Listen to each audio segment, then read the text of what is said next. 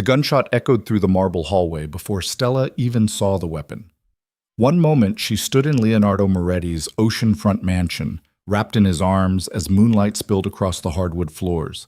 The next, glass shattered, his body hit the ground, and blood spread across Italian tile like spilled wine.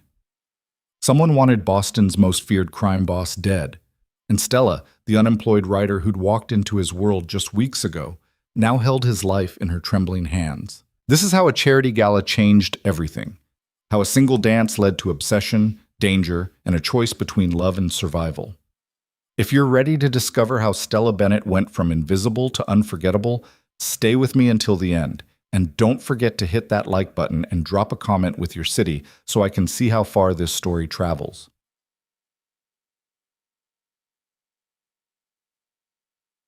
The champagne tasted expensive. Everything in the Boston Harbor Grand Ballroom tasted expensive, from the oysters arranged like small sculptures on beds of ice to the chocolate truffles dusted with actual gold leaf that Stella Bennett absolutely could not afford to be caught eating more than 2 of. She'd already had 3. Her stomach growled despite them, a reminder that gold-dusted chocolate, however divine, didn't constitute dinner. She shouldn't have come. The invitation had arrived in her mail 3 weeks ago, forwarded from her old address before the eviction notice, before her roommate had taken the furniture and disappeared to Portland. The annual Bennett Foundation Gala cordially invites you. Her last name on expensive cardstock, a clerical error that assumed she belonged to the Boston Bennetts, the shipping dynasty Bennetts, the ones with buildings named after them. Not Stella Bennett from Dorchester, whose most valuable possession was a laptop held together with duct tape and desperate prayers. But the invitation had included a +1 she'd sold to her former colleague for $200. Rent money. Almost rent money. And pride, foolish and stubborn, had insisted she attend anyway, wearing a black dress from a consignment shop and her mother's pearl earrings. The only inheritance she'd received, besides medical debt, and the genetic predisposition toward bad decisions. Now, standing at the ballroom's edge while Boston's elite circulated in their natural habitat, Stella felt like a poorly executed forgery. The women here didn't just wear diamonds, they wore them with the casual indifference of people who'd never counted change for groceries. The men moved through the crowd with the territorial confidence of apex predators, their laughter too loud, their handshakes too firm, everything a performance of power. She didn't belong. "The shrimp puffs are better than the crab cakes," a voice said beside her. "Though both are overpriced theater food pretending to be cuisine."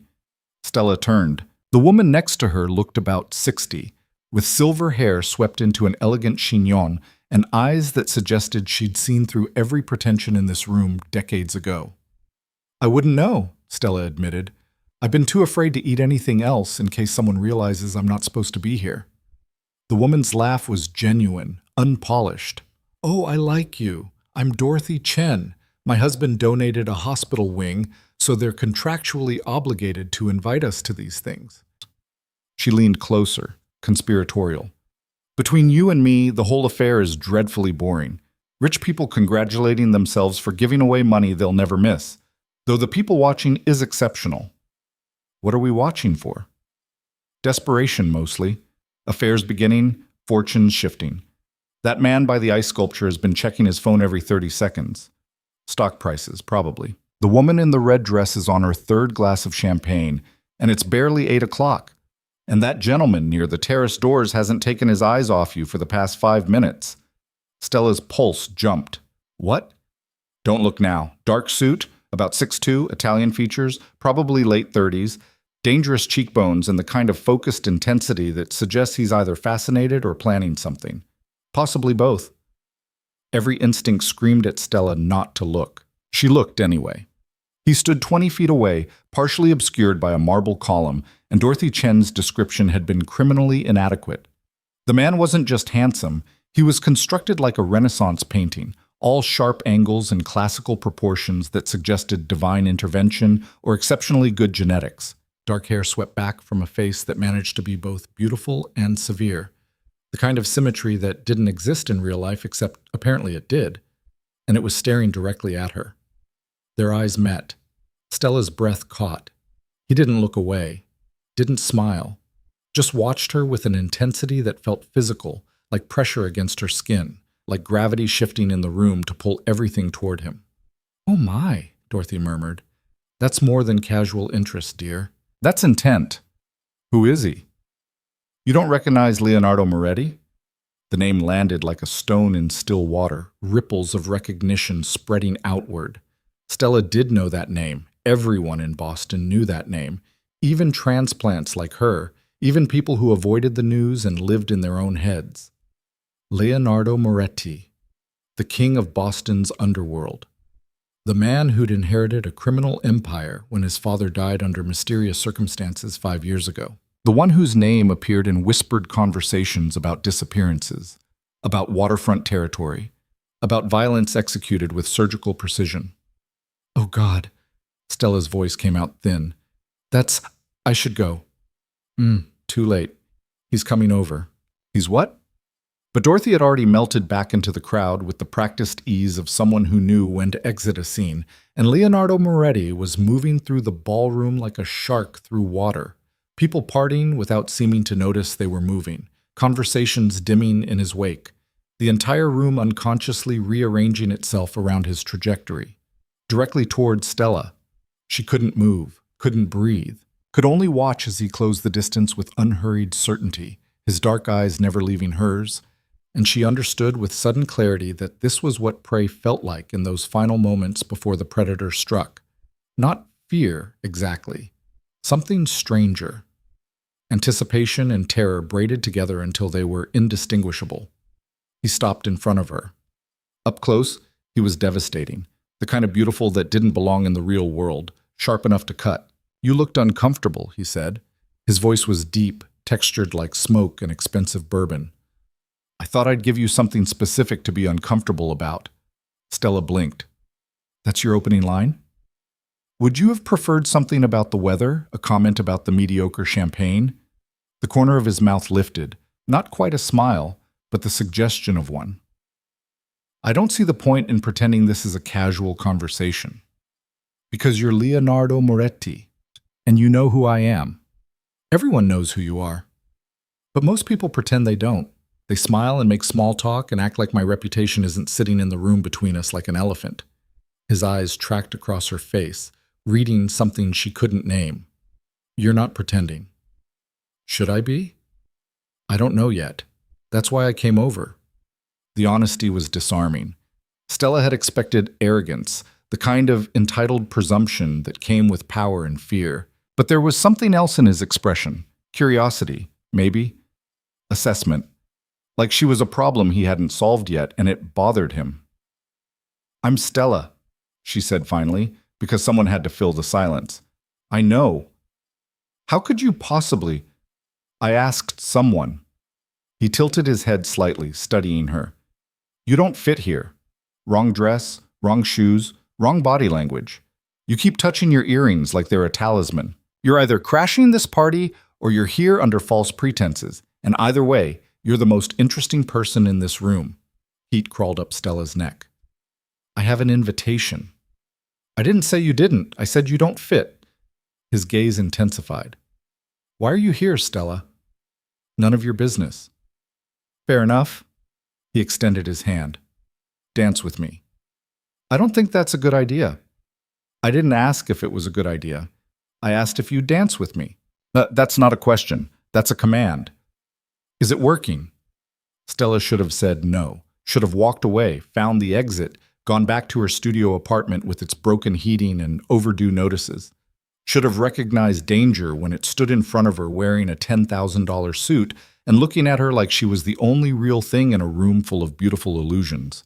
Instead, she put her hand in his. His fingers closed around hers, warm, calloused in unexpected places, strong enough that she felt the restrained power in his grip.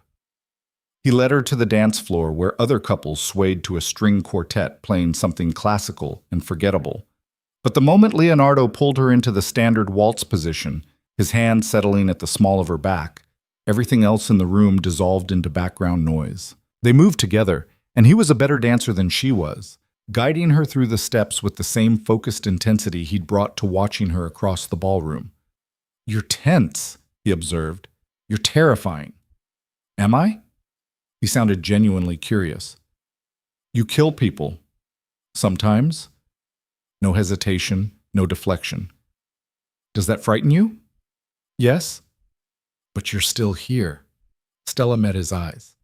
This close, she could see flecks of amber in the dark brown, could smell his cologne, something expensive and understated, cedar and bergamot, could feel the heat of his hand through the thin fabric of her dress. I'm not sure I have a choice, she admitted. You always have a choice. Do I? Because it feels like you decided something about me from across the room, and now I'm here dancing with Boston's most dangerous man, and I didn't consciously choose any of this. His expression shifted, something like approval flickering across his features. You're not what I expected. What did you expect? Fear, calculation. People usually want something from me or they want to get away from me. You seem to be doing neither. Maybe I'm just too shocked to do either properly. The music swelled. Leonardo spun her, his movements confident and precise. And when he pulled her back, she was closer than before, close enough that impropriety whispered at the edges of the embrace. I saw you earlier, he said quietly. Standing alone by the window, watching everyone else like you were studying a different species. You looked...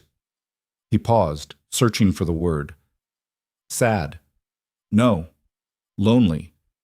Like you were carrying something heavy and trying very hard not to let anyone see it. Stella's throat tightened.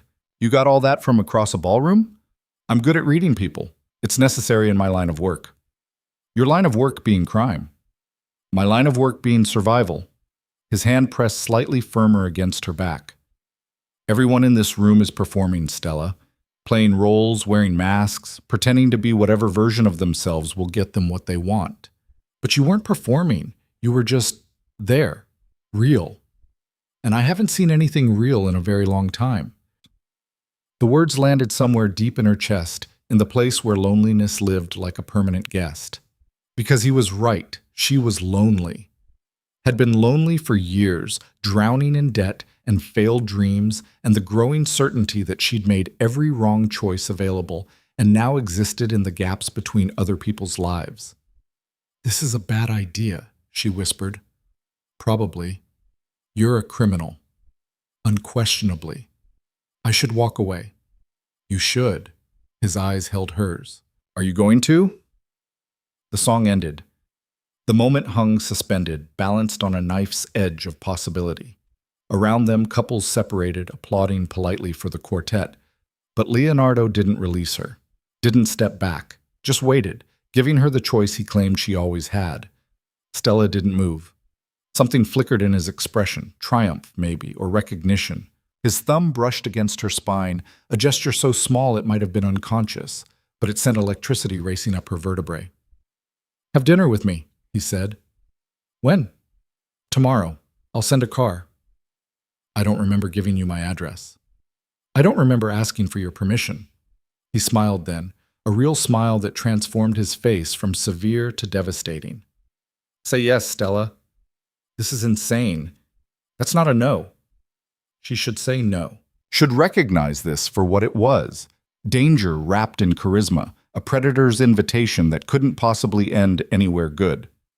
But something in her chest, some reckless part she'd been trying to bury under responsibility and fear, whispered yes.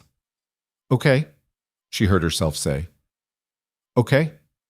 Leonardo's smile widened.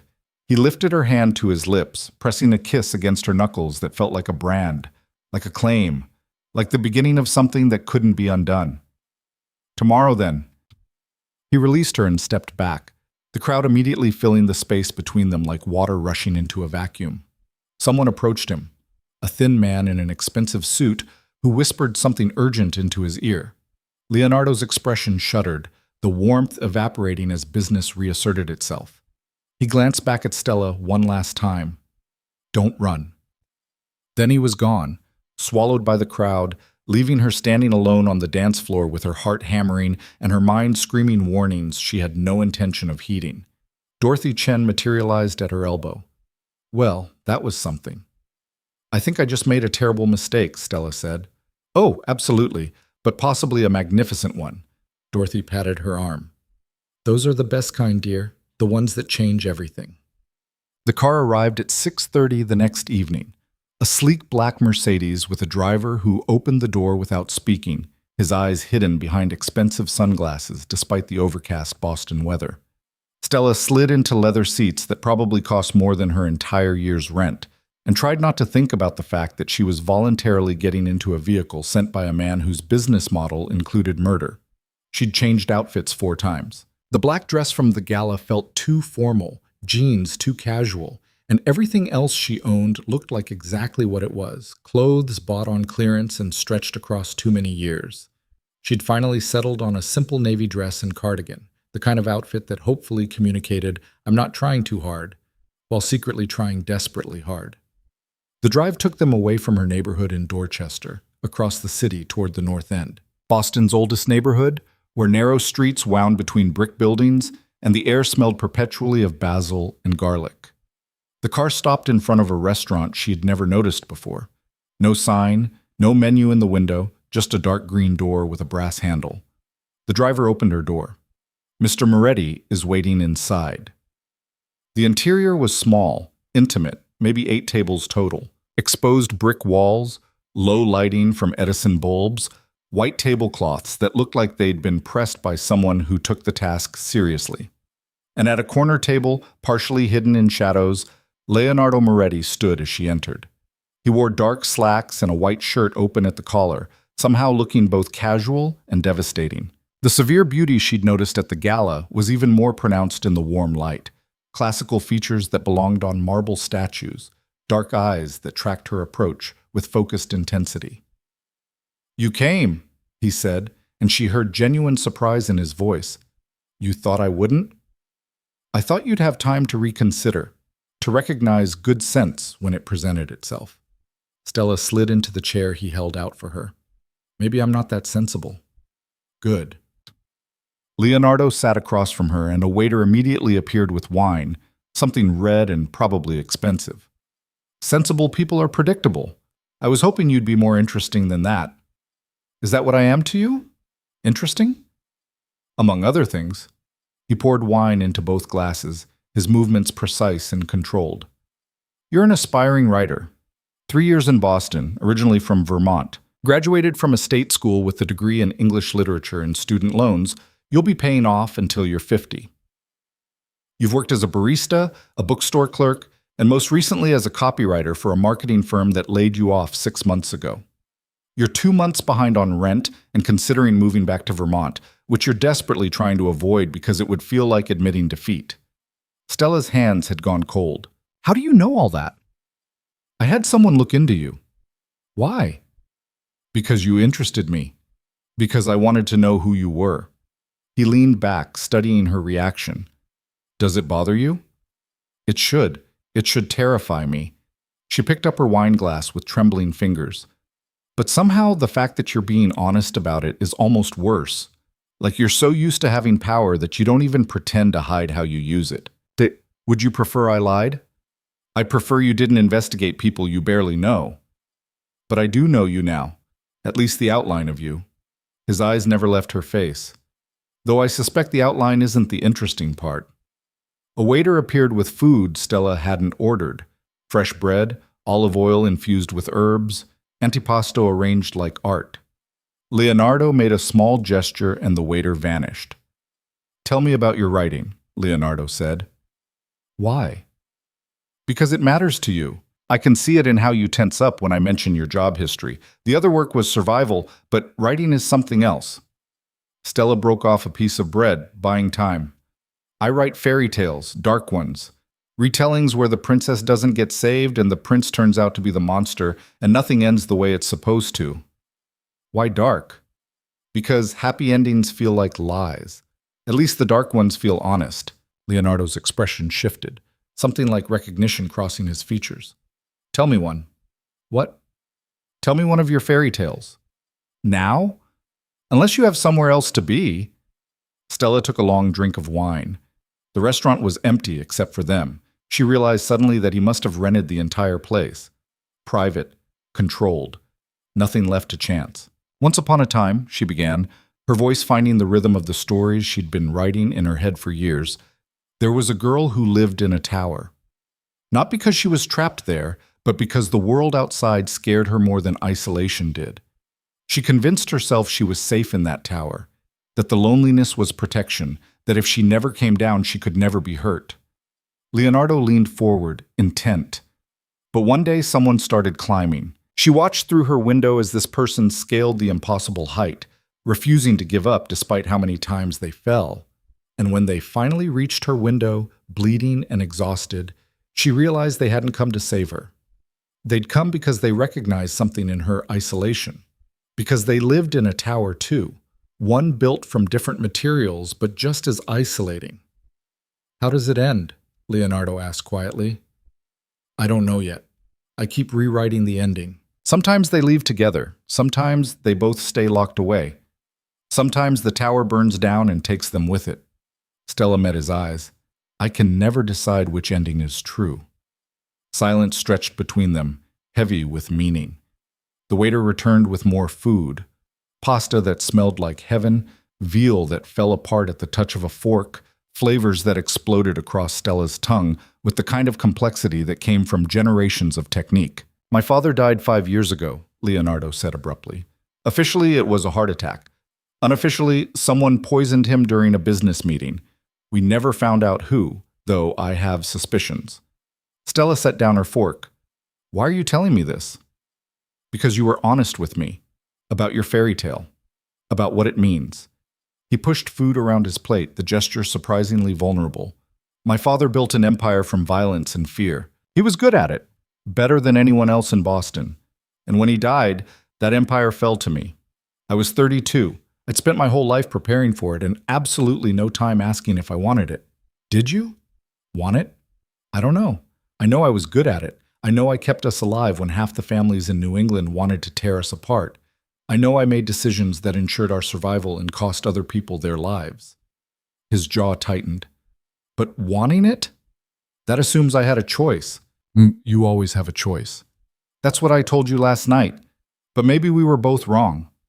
Leonardo looked up at her, and she saw something raw in his expression. "Maybe sometimes the tower is already built, and all we can do is decide how we live inside it." The conversation shifted after that, moving into safer territory. Books they'd both read, neighborhoods in Boston, the architecture Leonardo clearly loved with an intensity that surprised her. He talked about buildings the way other people talked about lovers, his whole demeanor changing when he described the brownstones in Back Bay or the way light hit the custom house at sunset. "You wanted to be an architect," Stella realized. Leonardo smiled, but it was edged with something bitter. "Once, a long time ago, before I understood that wanting things was a luxury I couldn't afford." "What happened? Life? Responsibility?" "A father who needed his son to be a soldier, not an artist."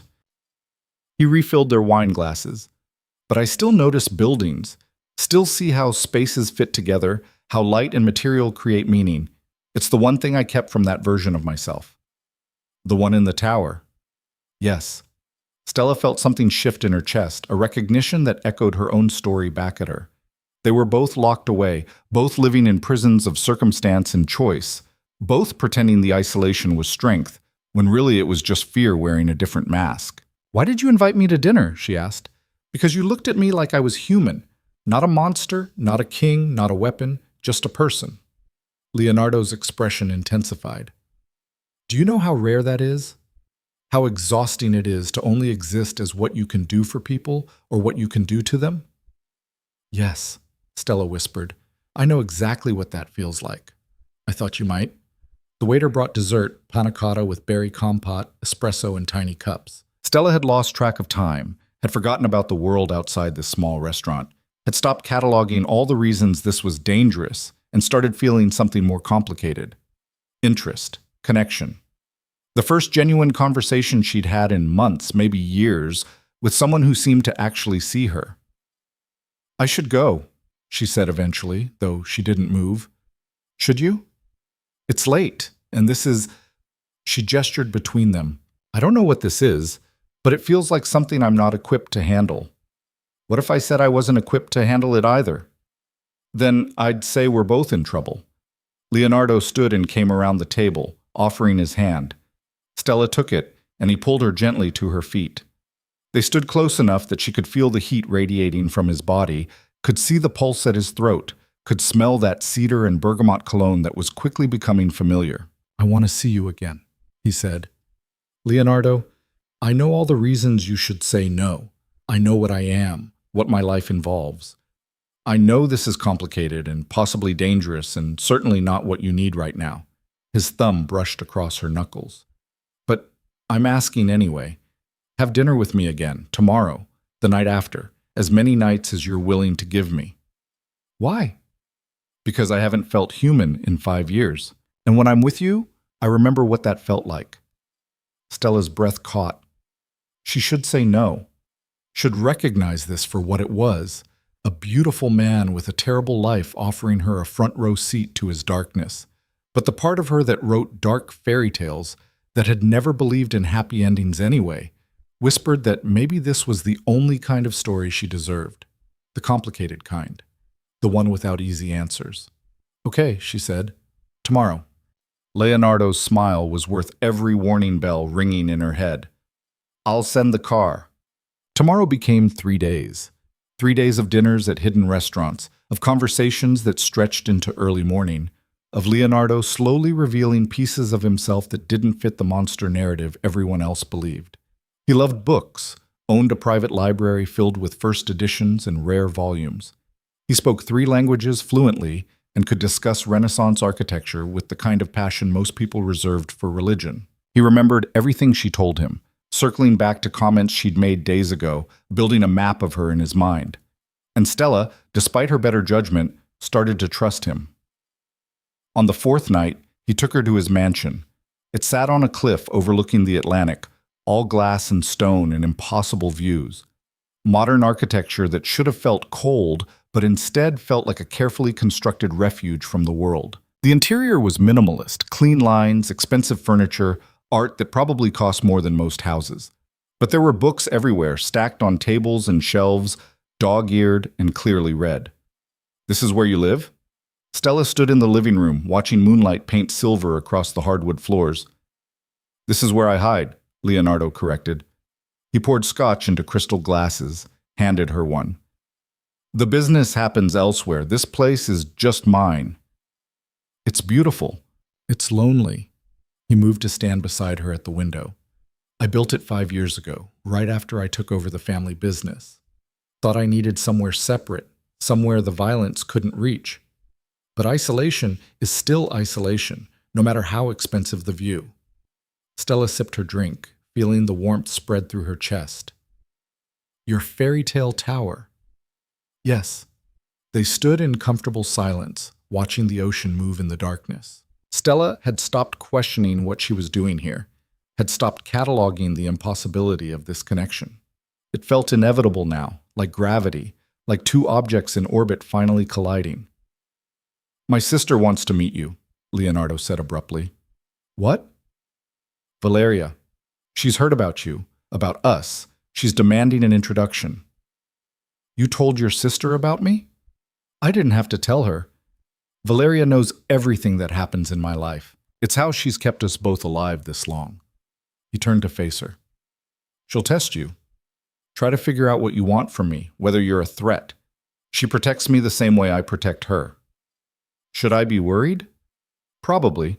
Valeria doesn't trust easily, and she's seen too many people try to use me for their own purposes." His expression softened. "But I think she'll like you. You're honest in a way that's harder to fake than people realize." The next night, Stella met Valeria Moretti. She was stunning, sharp features, dark eyes that missed nothing, an air of barely contained intensity that reminded Stella of a coiled spring. They met at the same restaurant where Leonardo had taken Stella on their first date, but this time Valeria sat between them like a judge, presiding over court. "So you're the writer," Valeria said, not bothering with pleasantries. "The one who has my brother acting like a lovesick teenager." "Valeria," Leonardo started. "Hush, I'm assessing." Valeria's eyes tracked across Stella's face. "You know what he is, what we are, and you're still here. That makes you either incredibly brave or dangerously naive." "Maybe both," Stella said. Valeria's eyebrows lifted. At least you're self-aware. That's better than the last one. There was a last one? 3 years ago. A lawyer who thought she could save him, thought love and good intentions could erase what he'd built. Valeria's smile was sharp. She lasted 6 weeks before the reality broke her. Are you going to break, Stella? I don't know. I haven't seen the reality yet. You're seeing it now. This dinner, this careful dance we're doing, it's all part of the performance. The real work happens in warehouses and back alleys and places my brother will never bring you because he's trying to protect you from the truth. Valeria leaned forward. But the truth doesn't care about protection. Eventually you'll see the blood. What will you do then? Stella met her gaze. I write dark fairy tales, Valeria. Stories where the monster doesn't become a prince, and the princess has to decide if she can love something dangerous. So, maybe I understand the reality better than you think. Silence stretched taut. Then Valeria laughed, genuine and surprised. Okay, I like you. She raised her glass. Which means you're probably doomed because the people I like tend to suffer the most. But at least you'll suffer interestingly. The dinner relaxed after that. Valeria told stories about Leonardo as a child. Brilliant and intense even then, always building things, always taking apart mechanisms to understand how they worked. She painted a picture of a boy who'd been trained for violence but yearned for creation, who'd learned to compartmentalize until he could barely find the seams between who he was and who he had to be. He's different with you, Valeria said quietly after Leonardo had stepped outside to take a phone call. More himself, less the machine our father built. Is that good or bad? I don't know yet, but I think it scares him. Being vulnerable scares him more than bullets. When Leonardo returned, his expression had shuddered. Something had happened. Stella could see it in the tension across his shoulders, the way his jaw had tightened. I need to handle something, he said. Valeria will make sure you get home safely. What's wrong? Business. The word was clipped, final. Then his expression softened slightly. I'm sorry. I'll call you tomorrow. He left without explanation, and Stella watched him go with the first real flutter of fear in her stomach. This is the part you need to understand, Valeria said, her voice gentle for the first time. He'll disappear like this, sometimes for hours, sometimes for days. And you can't ask where he goes or what he does, because the answer will hurt both of you. What if I want to know anyway? Then you're braver than I thought. Valeria signaled for the check. Or more foolish. With my brother, it's often hard to tell the difference. Cut. Leonardo called the next morning. His voice sounded tired. Can I see you tonight? He asked. He paused. I just need to see you. He picked her up himself this time, driving a different car, something low and fast that probably cost more than Stella's life. They didn't go to a restaurant.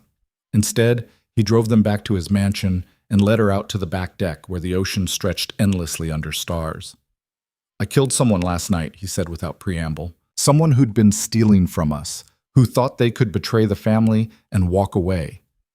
I put a bullet in their head in a warehouse by the harbor and left their body for their crew to find as a message. Stella's hands had gone numb. Why are you telling me this? Because you should know. Because if this continues, if we continue, you need to understand what I am. He turned to face her, and his expression was raw. I'm not a good man pretending to be bad, Stella. I'm not secretly noble or redeemable or whatever version of me you've built in your head. I do terrible things. I hurt people. I built an empire on fear and violence, and I'm good at it. Why are you saying this now? Because last night, standing in that warehouse with blood on my hands, all I could think about was you. About how you look at me like I'm human. And I realized you only look at me that way because you don't really know what I do. His voice cracked slightly. And I can't keep letting you believe a lie. Stella's heart hammered. She should leave, should run, should recognize this confession for what it was. A warning, an exit, a chance to escape before she got in too deep. Instead, she stepped closer. I know what you are, she said quietly. I've known since the gala.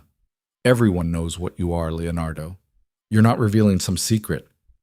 But knowing and seeing are different things. You're right. They are. And maybe when I actually see it, I'll run. Maybe I'll break like that lawyer Valeria mentioned. But I'm still here now, and you're standing in front of me looking terrified, and that's more real than anything you're trying to warn me about." Leonardo's expression cracked. He reached for her, pulling her against him in an embrace that felt desperate, his face buried in her hair. "I don't know how to do this," he whispered. "How to be this person and also be someone who deserves you." "Maybe you can't. Maybe no one can reconcile those things." Stella pulled back to look at him. "But I'm not asking you to be someone else. I'm asking you to be honest with me. About all of it. Even the ugly parts? Especially those." They stood like that for a long time, holding each other while the ocean crashed against rocks below and something fragile and impossible took root between them. And Stella understood finally the ending to her fairy tale about the tower. Sometimes both people burned. Sometimes that was the only way forward. The weeks that followed felt like living in two worlds simultaneously. In one world, Stella was still the struggling writer in Dorchester, still checking her bank account with mounting dread, still sending out query letters to literary agents who never responded. In the other world, she existed in Leonardo's orbit, dinners that stretched past midnight, conversations about Borges and Calvino, stolen hours at his mansion where they talked until dawn painted the ocean gold. The dissonance was dizzying. "You're distracted," her former roommate Miranda said over coffee 3 weeks after the gala. They'd met at a cafe in Cambridge, neutral territory since Miranda had taken most of the furniture when she'd moved out. "You keep checking your phone and smiling at nothing. Please tell me you met someone and this isn't just a mental breakdown." Stella wrapped her hands around her mug. "I met someone. Thank God. Details. Now. His name is Leonardo. He's..." "What? A crime boss? A killer? A man who looked at her like she was the only real thing in his carefully constructed world? Complicated. Complicated how? Like he's married complicated? Or like he has commitment issues complicated? Like his life involves things I probably shouldn't know about complicated." Miranda's eyes narrowed. "Stella, what does this guy do?" "Import/export." The lie tasted bitter. Leonardo had been honest with her about the blood on his hands, and here she was, feeding Miranda the same corporate euphemism he probably used with the IRS. "You're lying. You're terrible at lying. Your left eye twitches." Miranda leaned forward. "Is he dangerous?" "Probably." "Are you safe?" The question landed heavier than Miranda intended. Was she safe? Leonardo had promised to be honest with her, had warned her about what he was, but safe felt like the wrong word for what existed between them. It was too volatile, too intense, too much like standing at the edge of a cliff and leaning into the wind. "I think so," Stella said finally.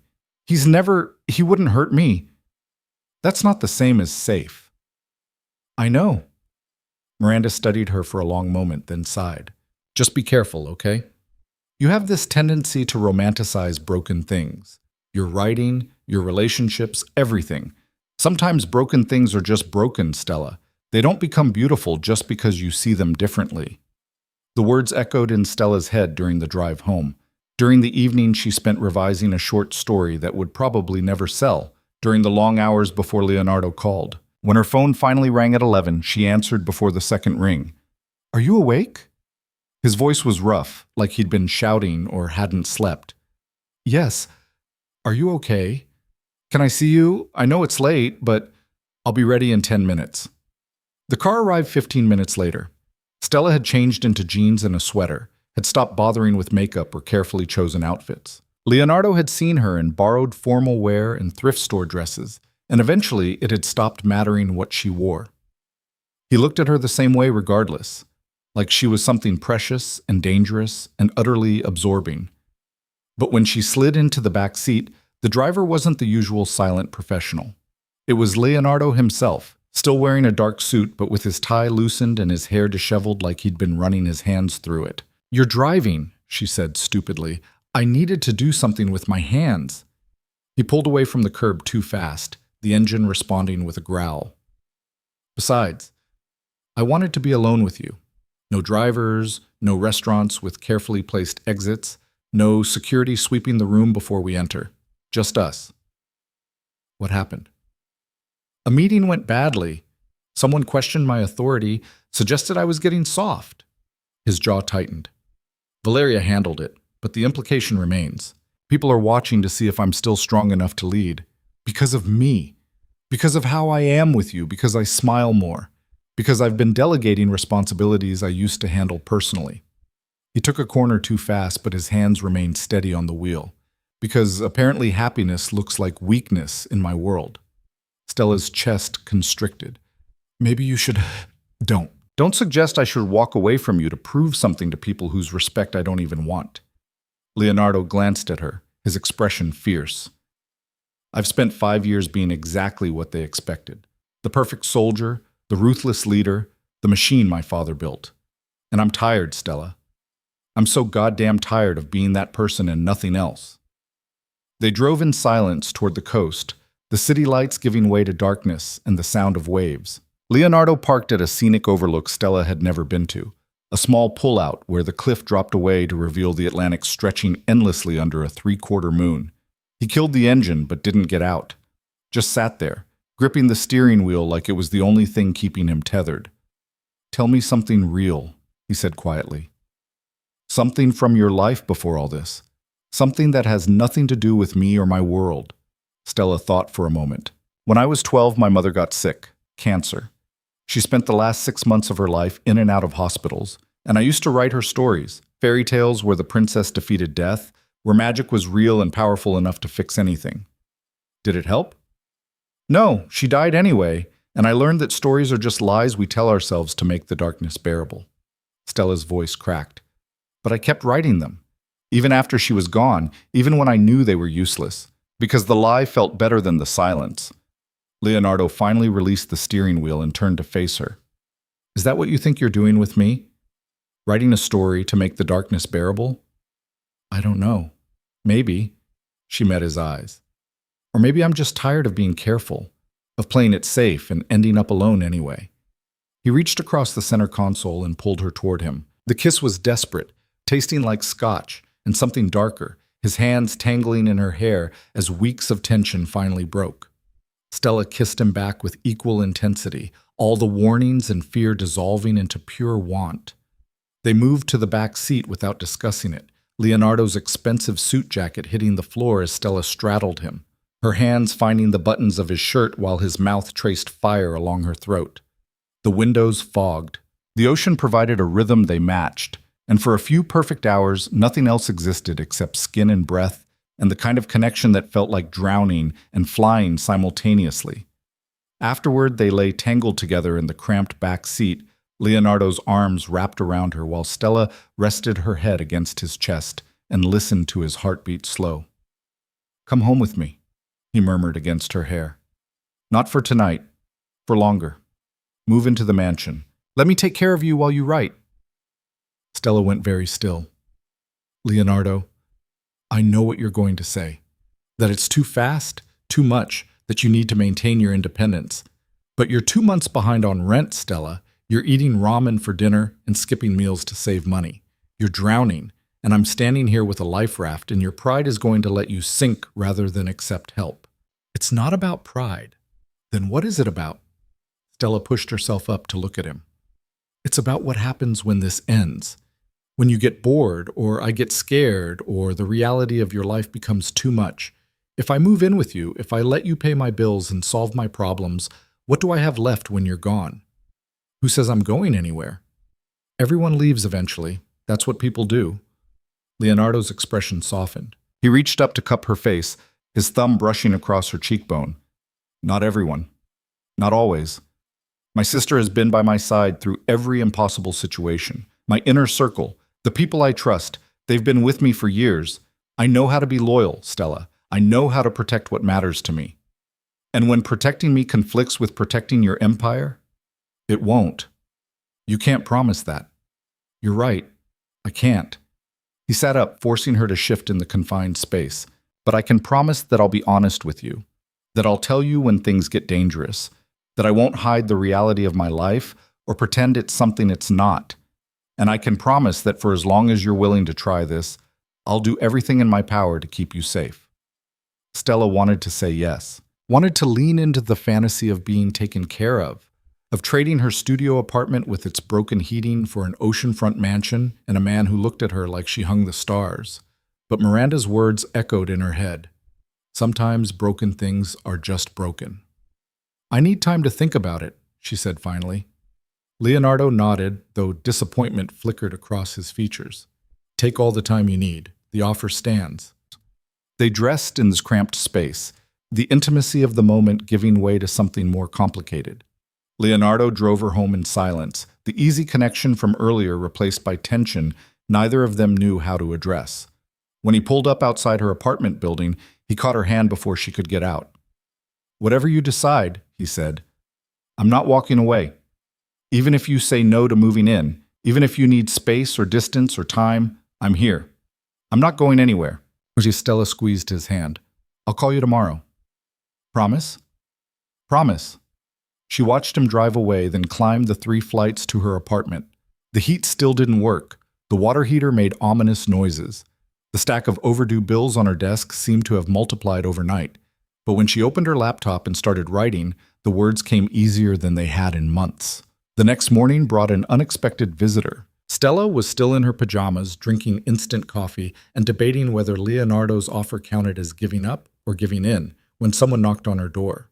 She opened it to find Valeria Moretti standing in the hallway, looking impossibly polished in designer clothes that probably cost more than Stella's car. Can I come in? Valeria asked, though she was already stepping past Stella into the small apartment. I wasn't aware I had a choice. You don't, really. But I try to maintain the illusion of manners.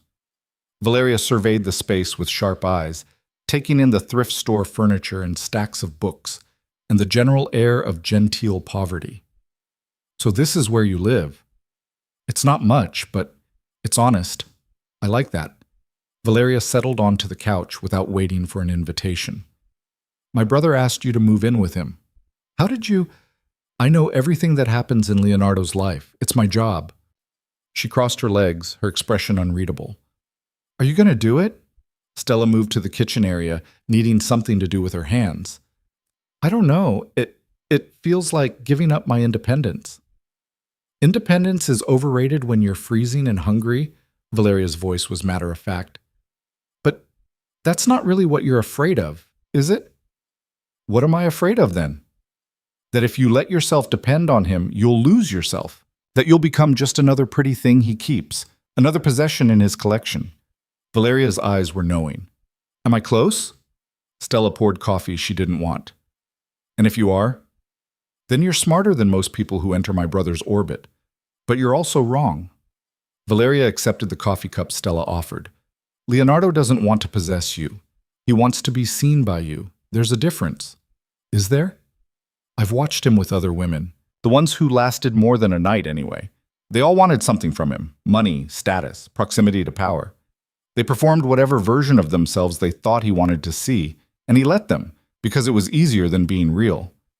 Valeria sipped her coffee, made a face at the quality, but continued drinking. But you don't perform.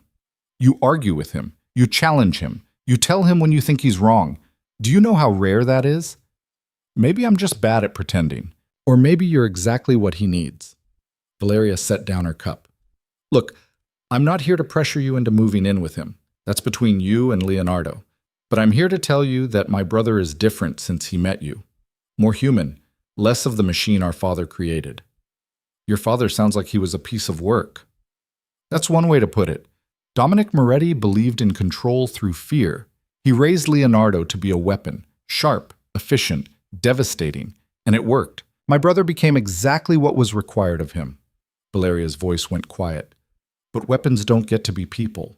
They don't get to want things, or need things, or love things. And for 5 years, I've watched Leonardo forget how to be anything except what our father made him.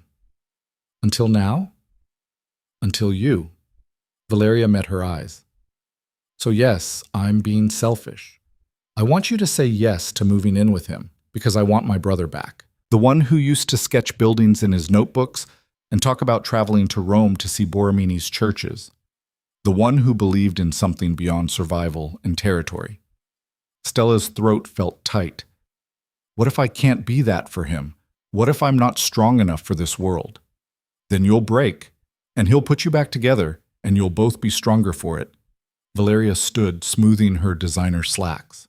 Or you'll break and walk away, and at least you'll have tried. Either way, sitting in this freezing apartment pretending you don't want what he's offering isn't going to protect you. It's just going to make you colder. After Valeria left, Stella sat on her couch for a long time, staring at her laptop screen without seeing it. The cursor blinked in the empty document, waiting for her to write something, to create something, to transform the chaos in her head into a story that made sense. Instead, she called Leonardo. He answered immediately. Stella? Your sister just left my apartment. A pause. I didn't send her. I know. She came to tell me I should move in with you. And what do you think? Stella took a deep breath. I think I'm terrified. I think this is happening too fast and I should be more careful. I think accepting help feels like admitting defeat. But I'm also tired of being cold and lonely and pretending that pride is the same thing as strength. Her voice cracked. So yes. If the offer still stands, yes. The silence on the other end of the line stretched so long that Stella thought the call had dropped. Then Leonardo's voice came through, rough with emotion. When? Is tomorrow too soon? Tomorrow is perfect. I'll send people to help you pack. I don't have that much. Doesn't matter. Bring everything. Bring your books, your laptop, those ridiculous mugs you collect. Bring all of it. He paused. Bring yourself. That's all I really want. Stella's eyes burned. Leonardo? Yes? I'm still scared. Good. Fear means you understand the stakes. It means you're taking this seriously. His voice softened. I'm scared too, Stella. Terrified that I'll mess this up, that my world will hurt you, that I'm not capable of being what you need. But I'd rather be scared with you than safe without you. They talked for another hour about logistics and practicalities, but Stella barely registered the details. Her mind was already racing ahead, imagining what it would be like to wake up in Leonardo's mansion, to have space to write without worrying about rent, to exist in his orbit fully instead of orbiting at a careful distance. The next 24 hours blurred together. Packing revealed how little she actually owned. Her life fit into 8 boxes and 2 suitcases. The furniture belonged to the landlord anyway, and most of her clothes were worn enough that she felt embarrassed packing them. But Leonardo's people arrived exactly on time, professional men in dark suits who handled her meager possessions like they were precious artifacts. Miranda called 3 times. Stella let it go to voicemail. By 7 the next evening, Stella stood in the foyer of Leonardo's mansion, her boxes stacked neatly in a room the size of her entire former apartment. The space was stunning. High ceilings, windows overlooking the ocean, a king-size bed that looked like something from a luxury hotel. Everything clean and expensive and utterly foreign. Leonardo found her standing frozen in the middle of the room, unable to touch anything. Second thoughts? He asked from the doorway. 10th thoughts. Maybe 20th. She turned to face him. This doesn't feel real. It's real. He crossed to her, taking her hands in his. You're here. I'm here. Everything else we'll figure out together. What if I can't? He silenced her with a kiss, gentle and reassuring. When he pulled back, his expression was serious. I have rules, he said, non-negotiable boundaries that keep this world from destroying us both. Are you willing to hear them? Stella nodded, her heart hammering. First, there are parts of my life you can't be involved in. Business meetings, territory disputes, anything that involves direct violence. When I tell you I need to handle something, you don't ask questions. You trust that I'm doing what's necessary and that I'll come back to you when it's done. Okay. Second, this house has security. Cameras, guards, protocols. You'll hate it at first. You'll feel trapped, but those measures exist to keep you safe, and you don't get to dismiss them because they're inconvenient. I can live with that. Third, and most important, you keep writing. You keep pursuing your dreams. This isn't a gilded cage, Stella. I'm not saving you or rescuing you or taking over your life. I'm giving you space and resources to become who you're meant to be. But you have to actually use them. Stella's eyes burned. What if I fail? Then you fail. And you try again. And I'll be here through all of it. Leonardo's thumb brushed across her knuckles. I believe in you, Stella. In your talent, in your stories. Someone should have been telling you that for years, but since they haven't, I will. You're brilliant, and the world needs to read what you write. The words cracked something open in her chest. She'd spent so long fighting alone, struggling against rejection and self-doubt, and the growing certainty that she'd never be good enough. And here was this complicated, dangerous man telling her she was brilliant with the kind of conviction most people reserved for facts. "Thank you," she whispered. "Don't thank me. Just write. Fill this house with your stories. Make me see the worlds in your head." That night, they ate dinner on the deck, overlooking the ocean. Leonardo had cooked a simple pasta with tomatoes and basil that somehow tasted better than anything Stella had eaten in months. They talked about books and architecture and the way light changed on water. They didn't talk about his business or her fears or the impossibility of what they were attempting. For a few hours, it felt almost normal, but normal shattered 3 days later. Stella was in the library, working on a story about a queen who ruled a kingdom of ice and slowly forgot what warmth felt like when she heard the gunshot. The sound was distant, muffled by the mansion's thick walls, but unmistakable. Her blood turned to ice. She stood frozen, laptop forgotten, every instinct screaming at her to hide or run or do something. Then Leonardo appeared in the doorway. His shirt was torn, blood seeping through the fabric near his shoulder. His face was pale but composed, his eyes alert and focused. "We need to move," he said calmly. "Now." "You're bleeding. It's superficial. Stella, listen to me. Someone just tried to kill me in my own home. The security team is handling it, but until we know how they got through our defenses, you're not safe here." The world tilted. This was it. The reality Valeria had warned her about? The violence that existed at the core of Leonardo's empire. No longer theoretical or distant, but immediate and bleeding in front of her. "Where do we go?" Her voice sounded surprisingly steady. "Safe house. Valeria's already there." He crossed to her, taking her hand.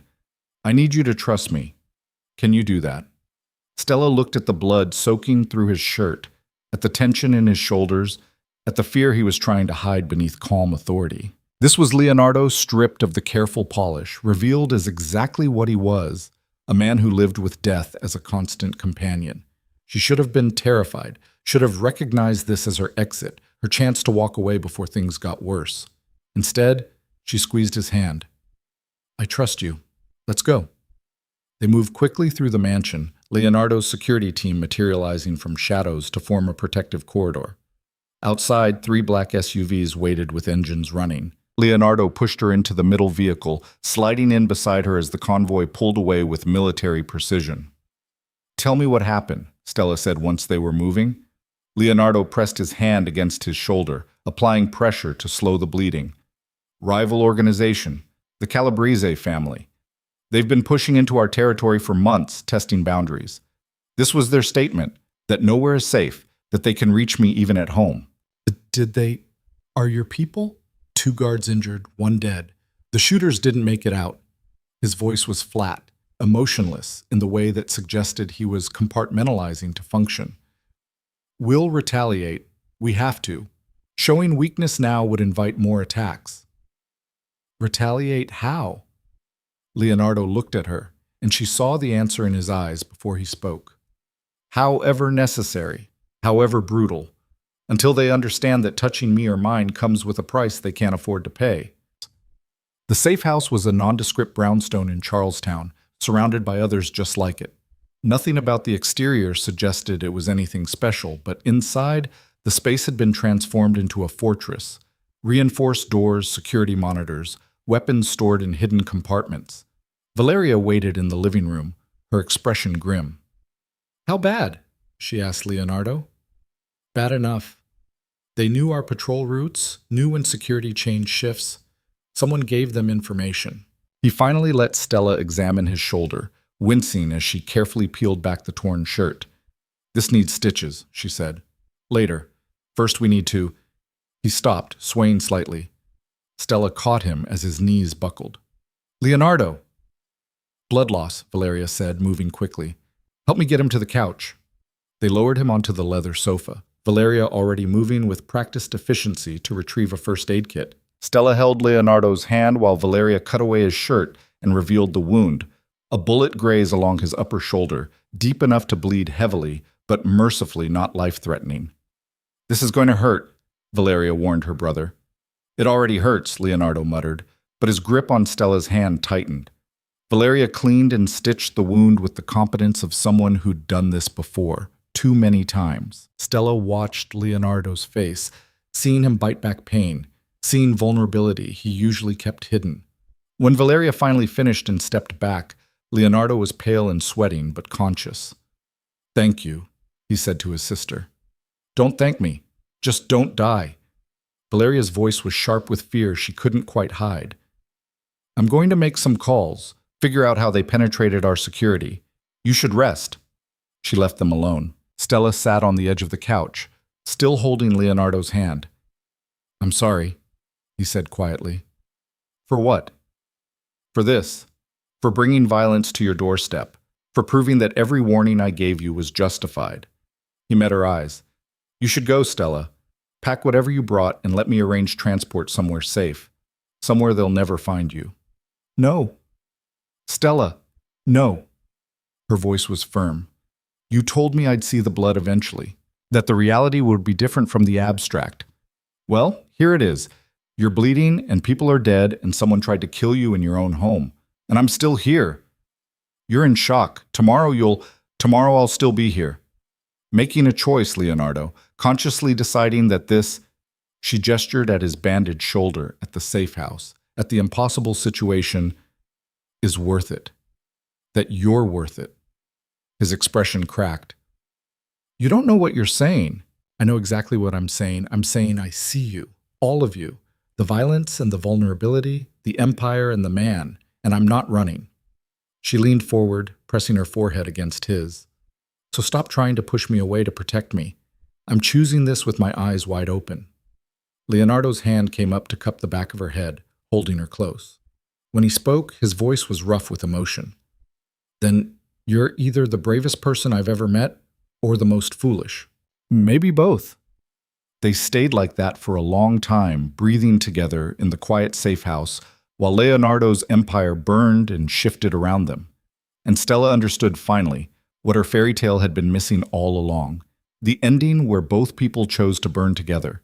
The ending where love and danger existed in the same breath. The ending where the tower didn't trap them, they claimed it as their own. The safe house became their world for the next week. 7 days of living in compressed space while Leonardo's organization worked to identify the leak and respond to the Calabrese family's attack. 7 days of Stella watching him transform between the man who read poetry to her at night and the cold strategist who gave orders that would end in bodies and bloodshed. The contradiction should have terrified her. Instead, it fascinated her. On the third night, she woke to find his side of the bed empty. She found him in the safe house's small office, shirtless, despite the chill, his bandaged shoulder stark white against his skin. He was on the phone, speaking rapid Italian in a tone that raised the hair on her arms. He didn't notice her at first. Stella stood in the doorway, watching him pace like a caged animal, watching the civilized veneer fall away to reveal something raw and dangerous underneath. When he finally hung up and turned, his expression was haunted. "You shouldn't have heard that," he said. "What did you order?" "Stella, what did you order, Leonardo?" His jaw tightened. "The Calabrese family has a shipping operation at the harbor. Tomorrow night, it won't exist anymore. Neither will most of the people who run it." The words hung between them, heavy with implication. Stella should have been horrified, should have recognized this as the moment where theory became reality, where Leonardo's warnings crystallized into something she couldn't ignore or rationalize away. But all she felt was a strange, detached curiosity. "How many people?" she asked. "Does it matter?" "It matters to me." Leonardo moved closer, his eyes searching her face. 12. Maybe 15 if they're all there. Most of them soldiers, men who signed up for this life knowing the risks. But some will be dock workers, people just trying to feed their families who happen to be in the wrong place. "And that doesn't bother you?" "Of course it bothers me." His voice was raw. "Every death bothers me, Stella. Every order I give that ends a life chips away at whatever humanity I have left. But if I don't respond with overwhelming force, if I show even a moment of hesitation, 10 more families will test our boundaries. 100 more people will die in the power vacuum that follows." Stella crossed to him, placing her hand over the bandage on his shoulder. So you carry the weight of those deaths to prevent more deaths. That's the logic? That's the reality. And when does it end? When do you get to stop being the one who makes those impossible choices? Never. The word was flat, final. Or when I'm dead, whichever comes first. She kissed him then, pulling him down to her with desperate intensity. They made love on the office floor, urgent and raw, both of them seeking something they couldn't name. Connection, maybe. Proof that tenderness could still exist in the same body that ordered executions. Proof that Stella could witness the darkness and still choose to stay. Afterward, lying tangled together on the carpet, Leonardo traced patterns on her bare shoulder. You should be running, he murmured. Any sane person would be halfway to Vermont by now. Maybe I'm not sane. Or maybe you see something in me that isn't really there. Maybe you're writing me into one of your fairy tales, making me better than I am. Stella propped herself up on her elbow to look at him. I'm not writing you into anything. I see exactly what you are, Leonardo. The violence and the vulnerability, the empire and the man. And I'm choosing to stay not because I've convinced myself you're secretly good, but because I understand that morality isn't that simple. Isn't it? No. It's complicated and contextual, and sometimes the choice is between bad and worse instead of right and wrong. She ran her fingers through his hair. You're not a hero, but you're not the monster everyone thinks you are either. You're just a man trying to survive in a world that doesn't allow for mercy. And you think you can love that? Love me knowing what I do? The question landed like a physical blow. Love. Neither of them had used the word before, had danced around it carefully, as if naming it would make it too real, too dangerous. I don't know, Stella said honestly, but I think I might be willing to try. Leonardo pulled her down to kiss her, and there were tears on his face when they broke apart. You're going to break my heart, he whispered. Eventually. Inevitably, you're going to see too much or get too scared, and you're going to leave. And it's going to destroy me. Then we'll both be broken together. That's not comfort, Stella. I know, but it's honest. The next night, while Leonardo's people executed his orders at the harbor, Stella sat in the safe house and wrote. She wrote about a kingdom built on bones, about a queen who loved a monster, about the impossible mathematics of violence where one death prevented 10 but cost everything that made life worth living. The words poured out of her like bloodletting, dark and visceral, and more honest than anything she'd written before. When Leonardo returned at 3 a.m, smelling of smoke and something acrid, she was still writing. He stood in the doorway watching her. It's done. Stella saved her document and closed her laptop. How do you feel? Empty, relieved, terrified that it won't be enough, that tomorrow someone else will test us, and I'll have to do it all over again. He crossed to her, sinking onto the couch beside her desk. Tell me something good, something that has nothing to do with any of this. I'm writing again, really writing, not just going through the motions. The story is dark and probably unmarketable, but it feels true in a way nothing else has. What's it about? You, me, this impossible thing we're trying to build. She moved to sit beside him. A fairy tale where there's no happy ending, just two people choosing each other despite everything that says they shouldn't. Leonardo's expression shifted, something like wonder crossing his features. Can I read it? It's not finished. I don't care. Stella retrieved her laptop and handed it to him. She watched him read, saw his expression change as he absorbed her words, saw the moment he recognized himself in her Dark Queen's monster. When he finally looked up, his eyes were wet.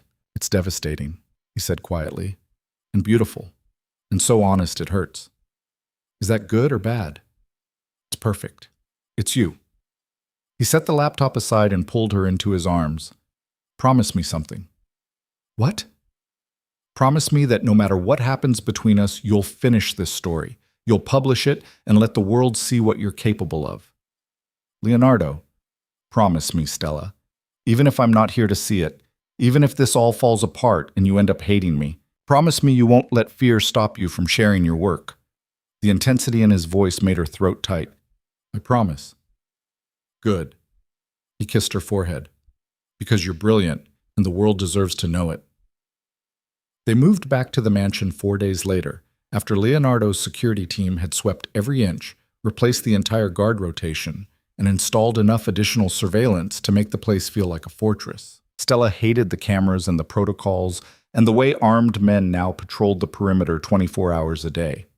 But she understood the necessity, even if it felt like living in a beautiful prison. Valeria visited the day after they returned, carrying coffee and pastries and an expression that suggested she had news. "The Calabrese family wants a meeting," she said without preamble, settling into the kitchen while Stella and Leonardo sat across from her. "Franco Calabrese himself. He's proposing a sit-down to discuss terms." "Terms?" Leonardo repeated, his voice flat. "After they attacked my home and killed my people, they want to negotiate terms." "They're bleeding worse than we are. The harbor operation was a significant blow, and apparently Franco's nephew was there when it happened. Didn't make it out." Valeria sipped her espresso. "They're afraid, trying to frame it as a peace offering, but really, they're scrambling. So we press the advantage. Hit them again before they can recover. Or," Valeria said carefully, "we take the meeting, let them save face while establishing new boundaries. Franco is old school. He understands the value of settled borders better than his hot-headed lieutenants do." Leonardo's expression was unreadable. "You think we should make peace? I think endless war is expensive and unpredictable. I think you have other priorities now." Valeria's eyes flicked to Stella. Priorities that benefit from stability rather than constant conflict. The implication was clear. Leonardo had something to lose now, someone to protect. Continuing the violence put Stella in danger, made her a target, transformed her from witness to potential victim. "I'll think about it," Leonardo said, which Stella had learned meant he'd already decided but wanted time to examine the decision from every angle. After Valeria left, Stella found Leonardo on the deck, staring at the ocean with an intensity that suggested he was seeing something else entirely. "You should take the meeting," she said. "Should I?" "Valeria's right. Peace benefits everyone, and continuing to fight just to prove you're strong is ego, not strategy." Leonardo glanced at her. "When did you become an expert in criminal politics?" "I'm not, but I understand narrative structure, and this story is heading toward either resolution or tragedy. The meeting at least offers the possibility of resolution. And if it's a trap, if Franco uses the meeting as an opportunity to finish what his people started, then you plan for that. You bring overwhelming security and meet in a neutral location, and make it clear that if anything happens to you, Valeria will burn their entire organization to the ground." Stella moved to stand beside him. "But I think it's worth the risk. I think you're tired of being at war." Leonardo was silent for a long moment. When he finally spoke, his voice was soft. "I am. I'm exhausted, Stella. I've been fighting for territory and respect and survival since I was 25, and I can't remember the last time I felt anything except tired. So stop. Take the meeting. Negotiate boundaries. Build something sustainable instead of constantly defending something fragile. It's not that simple. I know. But it could be the start of something simpler. Isn't that worth trying?" He turned to face her fully, taking her hands in his. "You make me want things I gave up on years ago. Peace, stability, a future that isn't just surviving until the next crisis." His thumbs brushed across her knuckles. "That's dangerous, Stella. Hope is dangerous in my world." "Then be dangerous. Choose hope anyway." Leonardo kissed her, soft and lingering, like he was memorizing the moment. "I'll take the meeting." The next 2 weeks were a flurry of preparation, neutral location chosen, a restaurant in the North End owned by neither family but respected by both. Security protocols established, Valeria running intelligence to ensure this wasn't an elaborate setup. And through it all, Leonardo carrying a tension that manifested in restless energy and sleepless nights. Stella tried to give him space while also being present, a balance she was still learning. She wrote during the days, her dark fairy tale growing into something that felt important, felt true. She read passages to Leonardo in the evenings, watching him process her words, seeing himself reflected in her fiction. "The monster in your story," he said one night, lying in bed with her manuscript pages spread across the blanket. He knows he's destroying the queen by loving her. But he does it anyway because the alternative, never knowing love at all, feels worse than the inevitable ending. Yes, Stella said quietly. Is that how you see us? As a tragedy in progress? I see us as two people choosing each other despite terrible odds. Whether that's tragedy or triumph depends on how the story ends. And how do you think it ends? Stella was quiet for a long moment. I don't know yet. I keep writing toward an ending, but every time I get close, the story shifts, like it's still being written, still in motion, still uncertain. Art imitating life. Or life imitating art. I can't tell anymore. The meeting was scheduled for a Thursday evening. Leonardo spent the morning in strategy sessions with Valeria and his security team, mapping contingencies and exit routes. Stella tried to write but couldn't concentrate, her mind spinning through worst-case scenarios that felt too real to dismiss. Around noon, Leonardo found her in the library, staring at a blank page. "Come with me," he said. "Where?" "Somewhere that isn't here. Somewhere we can breathe for a few hours before tonight." They drove into Boston proper, Leonardo at the wheel of one of his less conspicuous cars. He took them to the Museum of Fine Arts, a place Stella had never visited despite living in the city for 3 years. They walked through galleries of Renaissance paintings and modern sculpture, Leonardo providing commentary that revealed his architectural training and his love of form and structure. In the contemporary wing, they stopped in front of a massive canvas, abstract shapes in crimson and black that suggested violence without depicting it directly. "This is what my world looks like," Leonardo said quietly. "Beautiful from a distance, terrible up close, all blood and darkness disguised as art." "Or maybe it's just honest about what it is," Stella countered. "The violence isn't disguised, it's right there in the open. The artist isn't pretending it's anything except what it is." Is that better? Honesty without redemption? I think honesty is its own kind of redemption. At least it doesn't lie to you about what you're looking at. Leonardo pulled her close, right there in the gallery with other visitors moving around them. "I love you," he said, the words surprising them both. "I know it's too soon and too complicated and probably the worst decision either of us could make. But I love you, Stella. You make me want to be better than I am." Stella's heart hammered against her ribs. "You don't need to be better. You just need to be honest about all of it, the empire and the man, the violence and the vulnerability. And you can love that? Love all of it?" "I already do." The words hung between them, impossible and true. They kissed in front of the violent painting, two people claiming something fragile in the middle of chaos, two people choosing each other despite every logical reason not to. The meeting happened at 8. Leonardo left the mansion at 7:30, surrounded by security. His expression calm, but his eyes sharp with focus. Stella watched him go from the deck, Valeria standing beside her. "He'll be fine," Valeria said. "He's done this 100 times. But not with someone waiting for him to come home, not with something to lose." Valeria glanced at her. "You think that makes him weaker?" "I think it makes him more careful, and I can't decide if that's good or dangerous." "It's both. Everything in this life is both." Valeria's phone buzzed. She checked it, her expression tightening. They're at the restaurant. Meeting is starting. The next 2 hours were the longest of Stella's life. She tried to write, tried to read, tried to do anything except imagine all the ways this could go wrong. Valeria stayed with her, the two of them drinking wine and not talking about the obvious, engaged in a silent vigil that felt almost ritualistic. When Leonardo's car finally pulled up at 10:15, Stella was on the deck before Valeria could stop her. She watched him emerge from the vehicle, whole and unhurt, and something in her chest that had been clenched for hours finally released. He climbed the deck stairs and pulled her into his arms without a word. Behind him, his security team dispersed with practiced efficiency. "How did it go?" Stella asked against his chest. "We have peace. New boundaries, established protocols, agreed upon consequences for violations." He pulled back to look at her. "Franco was reasonable, almost pleasant. I think he's as tired as I am." "So it's over?" "This particular war is over. There will be others. There always are. But for now, we have stability. Space to breathe." Leonardo cupped her face in his hands. "Space to build something that isn't just survival."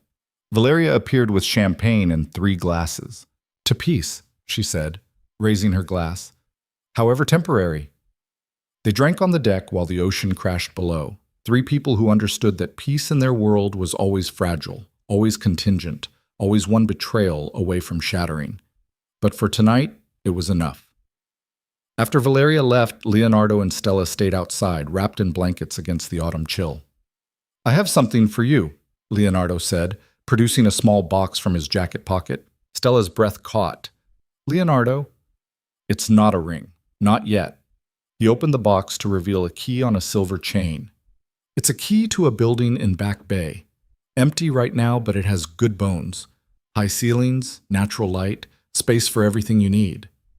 "I don't understand." "Your writing space. Somewhere that's just yours, separate from this house and my life. Somewhere you can create without my world bleeding into it." His expression was earnest. "You promised me you'd finish your book. I'm giving you a space to do it." Stella took the key with trembling fingers. "This is too much." "It's not enough. It will never be enough. But it's what I can give you, space and time and the resources to chase your dreams."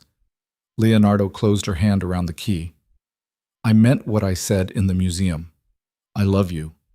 And part of loving you is making sure you don't lose yourself in my orbit." Tears spilled down Stella's cheeks. She kissed him with everything she had, tasting salt and champagne and possibility. "Thank you. Show me the space tomorrow. Decide if it works. If it doesn't, we'll find something else." But Stella already knew it would work. Already knew this was exactly what she needed.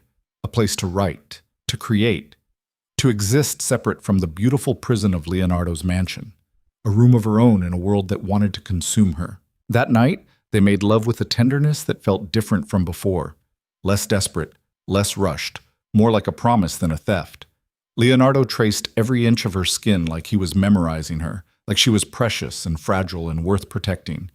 Afterward, lying in the darkness with his heartbeat steady beneath her ear, Stella felt something shift. The constant fear that had lived in her chest since the shooting, the tension that said this couldn't last. This had to end badly. It didn't disappear, but it quieted, became manageable, became something she could live with instead of something that threatened to drown her. "Tell me the ending," Leonardo murmured against her hair. "To your fairy tale. How does it end?"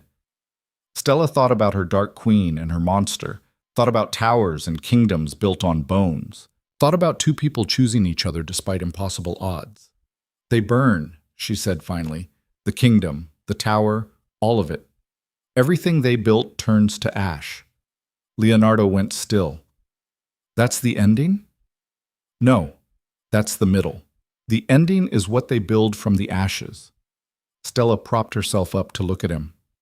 They survived the fire. They're scarred and changed and nothing like they were before, but they survive it together. And what they build next is smaller, quieter, more honest. Not a kingdom, just a life. But it's theirs, and it's real, and it's enough. Leonardo's eyes were wet in the moonlight. "You think that's possible for us?" "I think we get to choose. Tragedy or survival. Burning alone or burning together and building something new from what remains." She kissed him softly. "I choose building. What do you choose?" "You," Leonardo whispered. "I choose you. Every time, every way, I choose you." They fell asleep tangled together, two people who'd found each other in the darkness and decided that the light they created between them was worth protecting. Two people who understood that happy endings were myths, but that survival could be its own kind of triumph. The next morning, Leonardo took Stella to see the Back Bay building. It was everything he'd promised, a converted brownstone with massive windows and exposed brick, and enough space for her to create an entire world if she wanted. The key fit perfectly in the lock, and when they stepped inside, Stella could already see it. Her desk by the window, bookshelves lining the walls, a space that was hers alone, untouched by violence or empire or anything except stories. "What do you think?" Leonardo asked, watching her explore the empty rooms. "I think it's perfect." "Good. Then it's yours." He pulled her close. "Fill it with fairy tales, Stella. Dark ones, honest ones, ones that tell the truth about what it means to love dangerous things. And when you're ready, let the world read them." Stella kissed him there in the empty space, sunlight streaming through the windows, the future spreading out before them like an unwritten page. terrifying and beautiful and utterly uncertain, exactly like every good story should be. The brownstone became Stella's sanctuary over the following weeks. Every morning, Leonardo would drive her there himself before disappearing into whatever business required his attention. Every evening, he'd return to pick her up, always asking the same question. "How many words today?" And Stella would tell him. Some days it was hundreds, some days thousands, some days she'd delete more than she'd written. But she was working, really working, and the manuscript was growing into something that felt alive. The story had evolved beyond the Dark Queen and her monster. Now it included a sister who protected the queen with ruthless efficiency, a kingdom that demanded blood to survive, choices that had no right answers. It was brutal and honest and the best thing Stella had ever written. On a gray November afternoon, 3 months after moving into the brownstone, Stella typed the final sentence of her first draft. She sat staring at the screen for a long moment, unable to quite believe she'd finished something complete. Not a fragment, not an outline, but an actual novel with a beginning, middle, and end. Her hands were shaking when she called Leonardo. "I finished it," she said when he answered. "The book?" "The first draft. It's rough and probably terrible and needs massive revision, but it's done. It's actually done." She could hear the smile in his voice. "I'm coming to get you. We're celebrating." "Leonardo, you don't have to—" "Stella, you just finished a novel. That's extraordinary. We're celebrating." He arrived 30 minutes later, picking her up in the sleek car that always made Stella feel like she was living someone else's life. But instead of driving toward the mansion or one of their usual restaurants, he headed into Cambridge. "Where are we going?" she asked. "You'll see."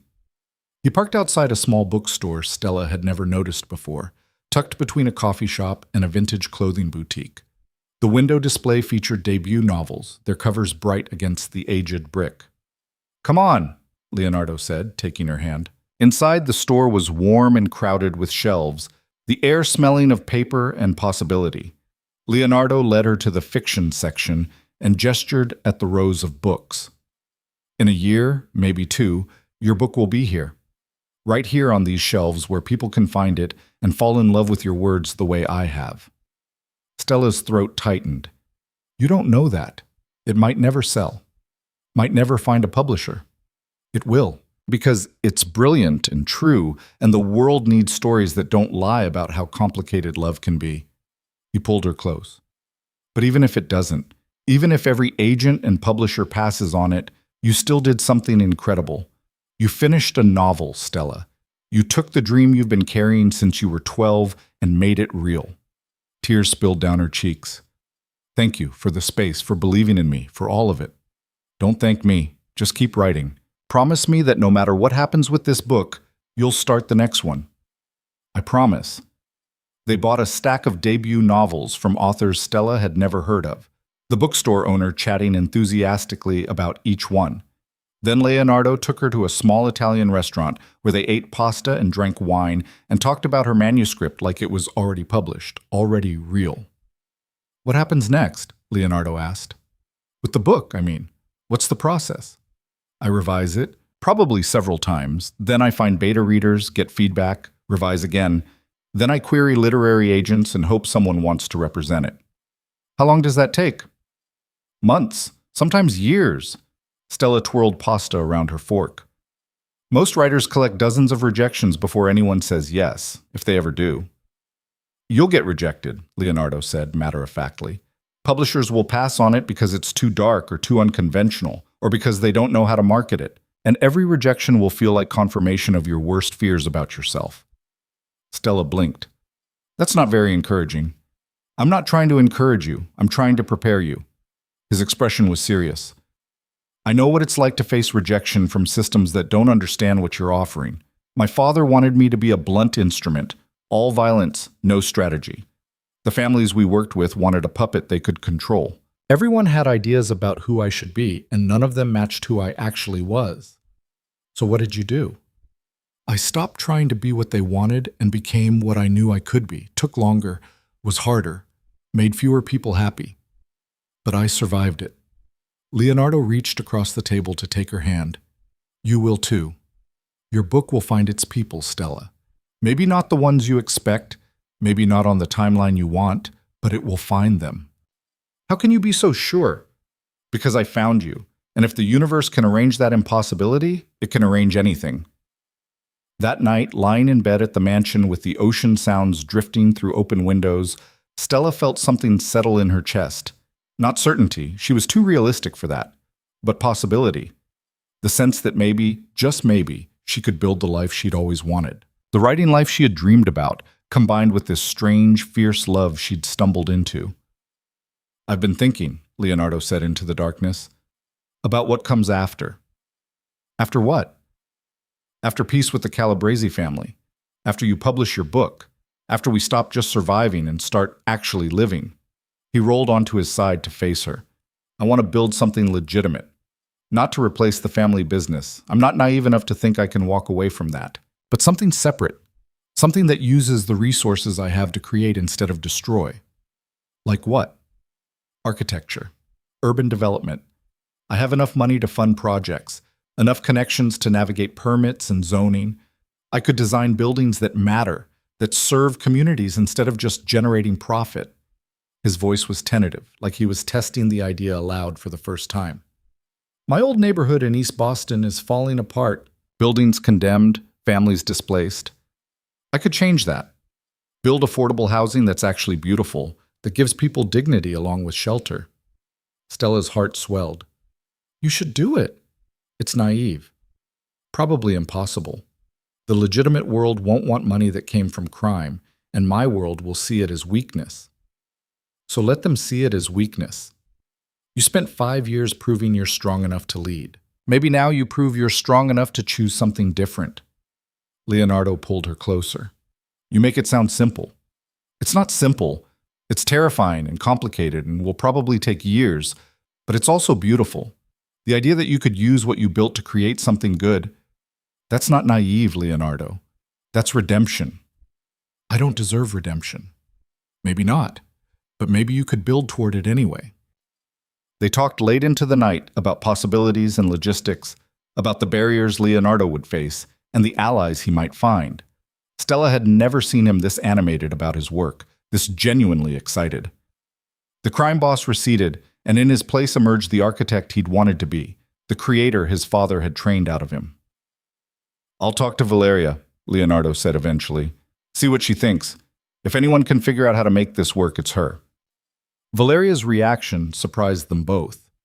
She showed up at the mansion 2 days later with a full portfolio of research, zoning laws, development incentives, architects who might be willing to work with Leonardo despite his reputation. She'd clearly been thinking about this long before Leonardo mentioned it. "I was wondering when you'd finally consider this," she said, spreading documents across the dining table. "You've been sketching buildings in the margins of business plans for years. You knew?" "I know everything about you, Leo. It's literally my job." Valeria tapped one of the documents. "East Boston has federal development grants available for affordable housing. If we set up a legitimate LLC, separate from family business, we could access those funds. Combine them with your capital, hire the right architects and builders, and we could actually do this." Leonardo stared at the documents like they might disappear if he looked away. "You've been planning this." "I've been hoping for this. Hoping you'd eventually remember there's more to life than territory and respect." Valeria glanced at Stella. "I have you to thank for that, for reminding my brother that he's allowed to want things." Over the next month, Leonardo threw himself into the development project with the same intensity he'd brought to running his empire. He hired architects, reviewed building plans, met with community leaders in East Boston to understand what people actually needed. Stella watched him transform, saw him come alive in a way that had nothing to do with power or fear. But the family business didn't stop. It couldn't. Peace with the Calabrese family held, but there were always other challenges, other families testing boundaries, other crises that required Leonardo's attention. He tried to compartmentalize, to keep the violence separate from the creation, but the worlds bled together. It was Valeria who brought the news that shattered their fragile equilibrium. She arrived at the mansion on a cold December evening, her expression grim. Leonardo and Stella were in the library reviewing building plans when Valeria walked in without knocking. "We have a problem," she said. Leonardo looked up. "What kind of problem?" the kind that requires immediate attention. Marcus Vitale just got arrested. FBI picked him up this morning on racketeering charges. The room went very still. Marcus was Leonardo's second in command, the man who handled most of their legitimate business fronts. If he'd been arrested, if he was talking to federal agents, "How much does he know?"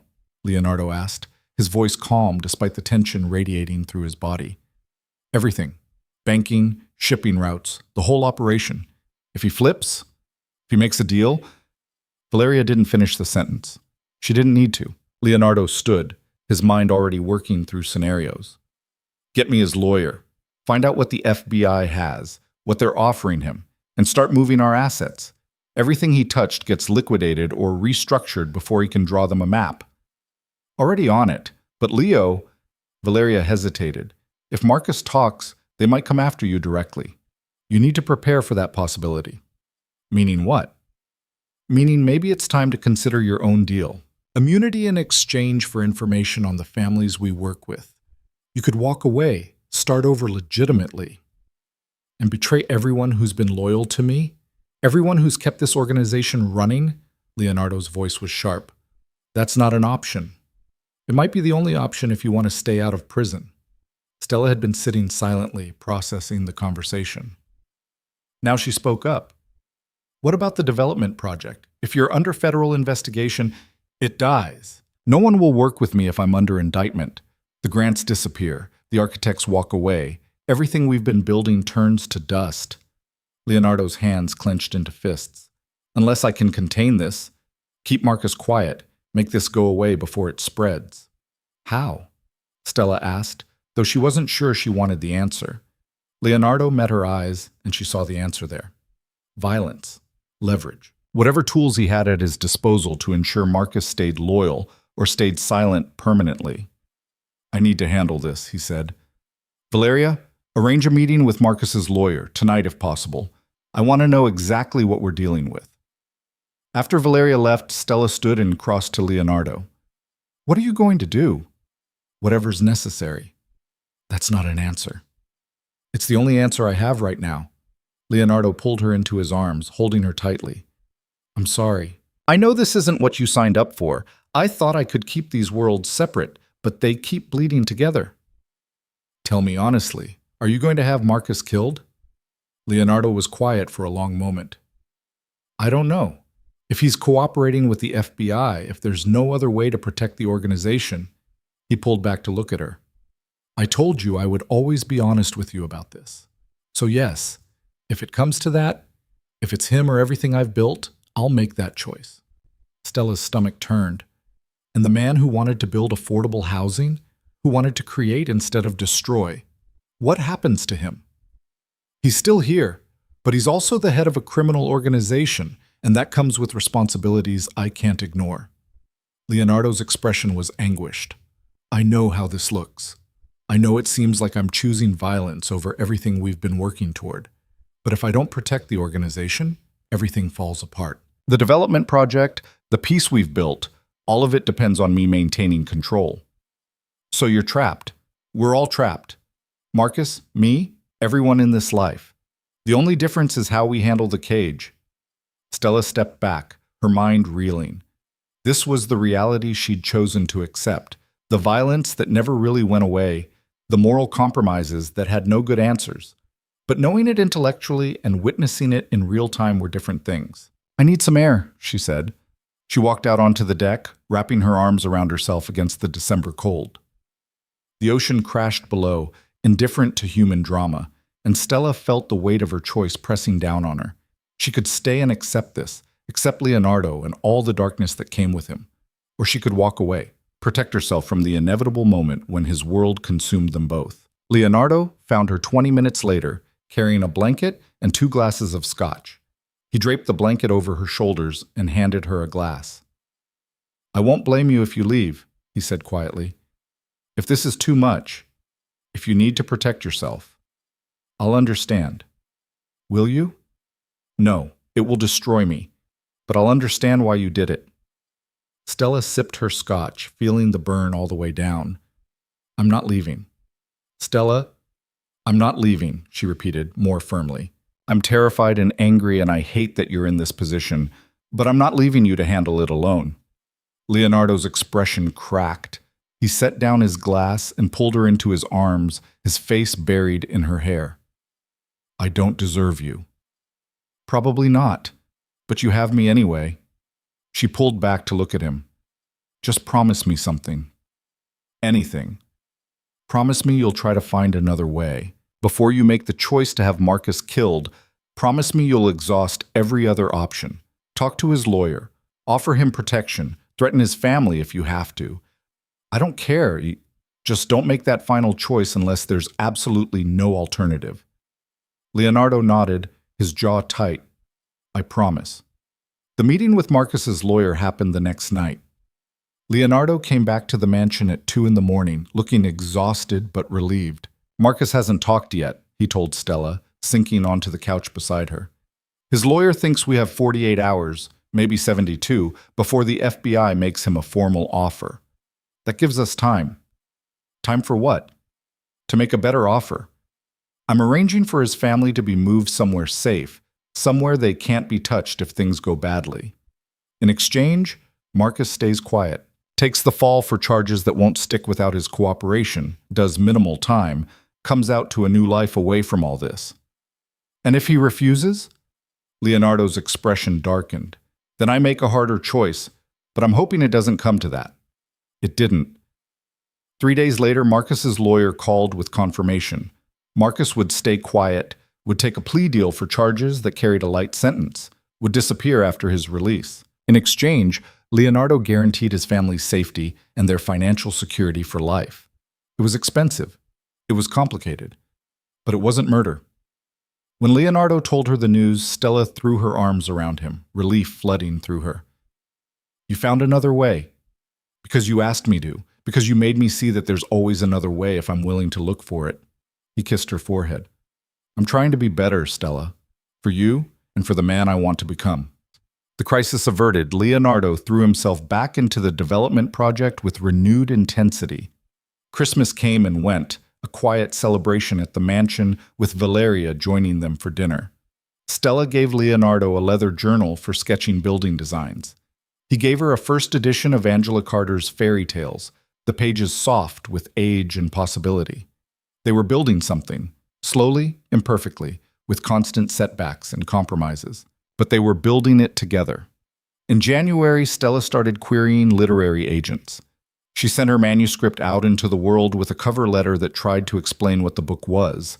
A dark fairy tale about love and power, about choosing dangerous things with your eyes wide open, about redemption that might not be deserved but was pursued anyway. The rejection started coming almost immediately. Too dark. Not commercial enough. No clear market. "We're not taking on new clients at this time." "Thank you, but this isn't for us." Each one stung, exactly as Leonardo had predicted. But he was there for every rejection, reading them with her, reminding her that every great book had been rejected dozens of times before finding its champion. "Keep going," he said after the 15th rejection. "Someone out there will understand what you've written." And in February, someone did. A small literary agency in New York, run by a woman named Rachel Chen, who specialized in dark contemporary fiction. Her email was different from all the others. "This manuscript gutted me. I haven't read anything this honest about the complexity of loving difficult people in years. I'd love to talk to you about representation." Stella read the email 3 times before she believed it was real. Then she called Leonardo, who was at a construction site in East Boston. "An agent wants to represent me," she said, her voice shaking. "Of course she does. Your book is extraordinary." "Leonardo, this is real. This is actually happening." "I know, I told you it would." She could hear the smile in his voice. "I'm coming home. We're celebrating properly this time." That night, they opened champagne on the deck despite the February cold, toasting to possibilities and perseverance and the strange paths that had brought them both to this moment. Stella signed with Rachel Chen the following week, and by March, her manuscript was being submitted to publishers. The development project in East Boston broke ground the same month. Leonardo invited Stella to the ceremony, a small gathering of community leaders and future residents. She stood beside him as he gave a speech about second chances and building futures. and she saw glimpses of the man he could have been if his father had let him choose differently. But the family business still demanded his attention. There were still territories to manage, still conflicts to resolve, still moments when Leonardo disappeared for hours and came back with that empty look in his eyes that meant he'd done something he couldn't talk about. Stella learned to live with the duality, learned to separate the man who sketched buildings and read poetry from the crime boss who ordered violence when necessary. Learned that love didn't require her to approve of everything he did, only to understand why he did it and choose to stay anyway. In April, Rachel called with news. A publisher was interested. Not a major house, but a respected independent press known for taking risks on unconventional voices. They wanted to make an offer. When Stella told Leonardo, he picked her up and spun her around, his joy unrestrained and beautiful. See? I told you. The world needed to read your words. It's not a done deal yet. They might decide they won't. They're going to offer you a contract and you're going to accept it. And in a year or two, we'll walk into that bookstore in Cambridge and see your novel on the shelf exactly where I said it would be. He was right. The offer came 2 days later. Not a huge advance, not enough to live on, but enough to feel real. Enough to make her a published author instead of an aspiring one. Stella signed the contract in the brownstone, her writing space, the room Leonardo had given her to chase her dreams. And when she set down the pen after signing her name, she understood that this was what survival looked like. Not a fairy tale ending where everything turned out perfect, but a real ending where two imperfect people built something worth protecting. That evening, Leonardo took her back to the restaurant where they'd had their first dinner, the small Italian place with no sign and white tablecloths. They sat at the same corner table, and over pasta and wine, Leonardo reached across to take her hand. "I have something to ask you," he said. Stella's breath caught. "What?" "Move in with me. Officially, permanently. Not as a temporary arrangement or a practical solution, but as a choice, as a commitment." "Leonardo, I already live with you. You live in my house, but you've kept your independence, kept parts of yourself separate. And I understand why. You needed to protect yourself, to make sure you could survive if this fell apart." His thumb brushed across her knuckles. "But we've survived things that should have broken us, the shooting, Marcus's arrest, all of it, and we're still here. So I'm asking you to choose this fully, to choose us." Stella felt tears burning behind her eyes. "I already have chosen us." "Then let me give you something that makes it real." He reached into his pocket and pulled out a small box. Her heart stopped. "Leonardo, it's not what you think. Or maybe it is, but not yet. Not until we've built more of what we're working toward." He opened the box to reveal a delicate silver ring with a single dark stone. Not a diamond, something richer and more unusual. A promise. That I see you, that I choose you, that I'm building toward a future where I can offer you everything instead of just pieces. Stella took the ring with trembling hands. It fit perfectly on her right hand, the stone catching the candlelight like captured starlight. "Yes," she whispered, "to all of it. The commitment, the future, the life we're building together." Leonardo stood and pulled her into his arms, kissing her with an intensity that made the restaurant disappear around them. When they finally broke apart, both of them were crying. "I love you," he said against her hair. "More than I thought I could love anything. More than the empire, more than the legacy, more than any of it. I love you too. Even the parts that scare me. Maybe especially those parts." They stayed at the restaurant until it closed, talking about the future they were building, the book that would be published, the development project that would be finished, the life they could create if they were brave enough to keep choosing each other, despite everything that said they shouldn't. And when they finally left, walking out into the Boston night with their fingers intertwined, Stella understood the ending to her fairy tale with perfect clarity. The tower hadn't trapped them. They'd claimed it as their own, transformed it from a prison into a home. And from that home, they would build something new, something honest and complicated and utterly their own. Not a happy ending, but a real one. And that was worth everything. The months that followed felt like watching two parallel lives converge. On one track, Stella worked with her editor at the publishing house, revising her manuscript through multiple rounds of edits that made the book sharper, darker, more honest. On the other track, Leonardo's development project rose from the ground in East Boston, Steel and concrete taking shape according to his vision, transforming an abandoned lot into something that would house families who'd been displaced by gentrification. The duality should have felt dissonant. Instead, it felt inevitable. By June, both projects were nearing completion. Stella's book had a cover, a stark design featuring a crown made of thorns against a black background, the title in silver foil that caught the light like a blade. The publication date was set for October.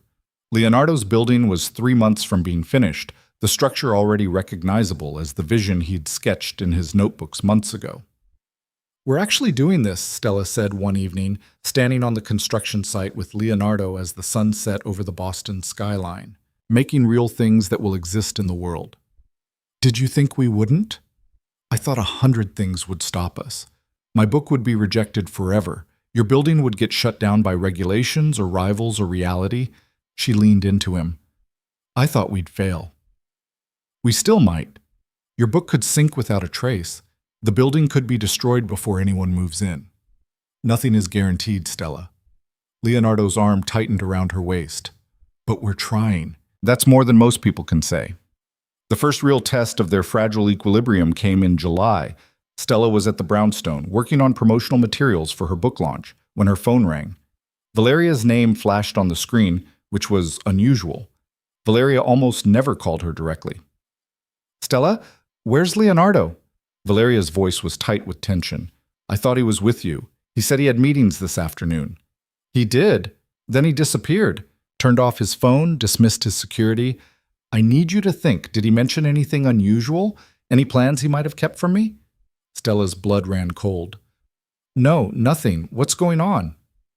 "Franco Calabrese is dead. Heart attack, supposedly, but the timing is suspicious. His son Marco is taking over, and Marco never agreed with the peace treaty his father negotiated. If he decides to retaliate, if he thinks we had something to do with Franco's death..." Valeria didn't finish the thought. "I need to find Leonardo before Marco does. I'll call you if I hear from him." Stella hung up and immediately tried Leonardo's number. It went straight to voicemail. She tried again. Same result. Fear coiled in her stomach, the kind that whispered terrible possibilities. That Leonardo had been taken, that Marco had already struck, that she'd never see him again. She was reaching for her keys, ready to drive to the mansion or the construction site, or anywhere she might find him, when the brownstone door opened. Leonardo walked in, looking tired but unhurt. Relief and anger hit Stella simultaneously. "Where the hell have you been?" she demanded. "Valeria is losing her mind trying to find you. Franco Calabrese is dead and Marco..." "I know. I've been handling it." Leonardo crossed to her, taking her hands. "I turned off my phone because I needed to have a conversation that couldn't be monitored or traced. Marco and I just spent the last 3 hours negotiating." "You met with Marco? Alone? After his father just died?" "I went to pay my respects, to make it clear that we had nothing to do with Franco's death, and that the peace between our families should continue." Leonardo's expression was grave. "Marco was angry, suspicious. He wanted someone to blame, so I gave him a different target." "Who?" "The truth. Franco died because his heart gave out. He was 73 and smoked 2 packs a day. But Marco needed more than that. Needed to feel like he was honoring his father's legacy. So I offered him something Franco wanted but never got. Territory on the waterfront that's been disputed for years. I'm ceding it to the Calabrese family as a gesture of respect." Stella stared at him. "You gave away territory to prevent a war." "I gave away territory I didn't need to protect something I can't afford to lose. The development project, our life, all of it depends on stability. Marco gets to look strong to his people. I get to keep building what matters. Everyone wins. Except you just made yourself look weak. To some people, yes, and I'll have to deal with that. But I'd rather look weak and be alive than look strong and be dead." Leonardo cupped her face in his hands. "I made a choice, Stella. The kind of choice I couldn't have made a year ago. I chose peace over pride. I chose building over destroying. I chose us." Tears burned in Stella's eyes. "You're really doing it, becoming someone different." "I'm trying. Still failing more than I'd like. Still making compromises that feel like betrayals. But I'm trying." He kissed her softly. "You make me want to try." Valeria's reaction to Leonardo's decision was less sentimental. She showed up at the mansion that night, furious and frightened in equal measure. "You can't just unilaterally give away territory," she said, pacing the living room like a caged animal. "The other families will see it as weakness. They'll test you, push boundaries, try to take more. This could destabilize everything we've built. Or it could show them I'm confident enough to negotiate instead of fight," Leonardo countered, "that I'm strong enough to choose peace." "That's naive, Leo. You know better than that." "Maybe I'm tired of knowing better. Maybe I want to try something different." Leonardo's voice was steady, certain. "I'm not my father, Valeria. I don't want to spend the rest of my life fighting for scraps of territory and respect from people whose approval doesn't mean anything. I want to build something that matters. And if they come for you because they think you're soft, what then? Then we handle it, together, the way we always have." Leonardo crossed to his sister, taking her hands. "I need you to trust me on this, to believe that I know what I'm doing." Valeria searched his face for a long moment. Then she sighed, the fight draining out of her. "I trust you. I always have. I just don't want to lose you." "You won't, I promise." But the promise was harder to keep than either of them anticipated. Over the following weeks, Leonardo's decision created exactly the power vacuum Valeria had predicted. Smaller families tested boundaries, pushed into territories that had been clearly defined before. Leonardo handled each challenge with negotiation rather than violence, trying to prove that strength could look like restraint. It worked, mostly, but it was exhausting. Stella watched him carry the weight, saw the toll it took. Some nights he came home so tired he could barely speak. Other nights he didn't come home at all, staying at the safe house or meeting with allies who needed reassurance that Leonardo wasn't abandoning the foundation his father had built. "Talk to me," Stella said one night in August, finding him on the deck at 2 a.m, staring at the ocean like it held answers. "About what?" "About whatever is keeping you out here instead of in bed with me." Leonardo was quiet for a long moment. "I'm trying to be two people at once, the leader who maintains control and the man who builds things instead of destroying them. And I don't know if those two people can exist in the same body." "Why not?" "Because leadership in my world requires fear, requires people to believe I'm willing to do terrible things to protect what's mine. But I'm trying to be less terrible, trying to choose differently. And every time I negotiate instead of fight, every time I show mercy instead of strength, someone sees an opening." Stella moved to stand beside him. "So you're caught between who you were and who you want to be." "Yes. And you think you have to choose one or the other. Don't I?" "I don't know, but I know you don't have to decide tonight." She took his hand. "Come to bed, Leonardo. Let the impossible choices wait until morning." He let her pull him inside, let her hold him while he finally slept.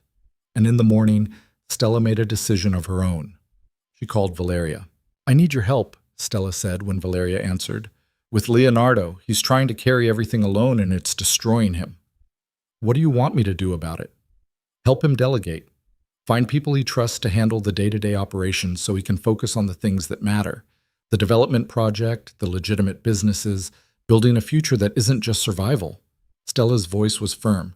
"He won't ask for help because he thinks needing it makes him weak. But you can give it to him anyway." Valeria was quiet. Then, "You really love him. More than I thought I could love anyone. Even knowing what he is?" "Especially knowing what he is. The violence and the vulnerability, the empire and the man, all of it." Stella took a breath. "But I can't watch him destroy himself trying to be everything to everyone. So help me save him, Valeria, please." "Okay, I'll start restructuring his responsibilities. Promote some of the lieutenants, give them more autonomy. It'll take time, but I think I can make it work." "Thank you." "Don't thank me. Just keep loving my brother the way you do. Keep making him want to be better."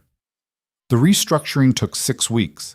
6 weeks of Valeria carefully redistributing power, of Leonardo learning to trust his people with decisions he'd previously made alone, of the organization adapting to a leader who was present but not omnipresent. It wasn't perfect. There were missteps and challenges and moments when Leonardo wanted to take back control because delegation felt like losing grip. But slowly, carefully, space opened up in his life for things beyond survival. September brought Stella's book into advanced reader copies. The publisher sent her a box of paperbacks with her name on the cover, her words between those covers, proof that the impossible had become real. She sat on the floor of the brownstone holding a copy and crying, overwhelmed by the weight of what she'd accomplished. Leonardo found her there, surrounded by books, tears streaming down her face. "What's wrong?" he asked, immediately concerned. "Nothing. Everything. I don't know." She held up the book. "It's real, Leonardo. It's actually real." He sat beside her on the floor, taking the book gently. He opened it to the dedication page, reading aloud. "For L, who taught me that towers can be homes and monsters can choose mercy. For V, who protects what she loves with terrifying efficiency. And for everyone who's ever loved something dangerous and chosen it anyway." His voice cracked on the last sentence. "You dedicated it to us." "Of course I did.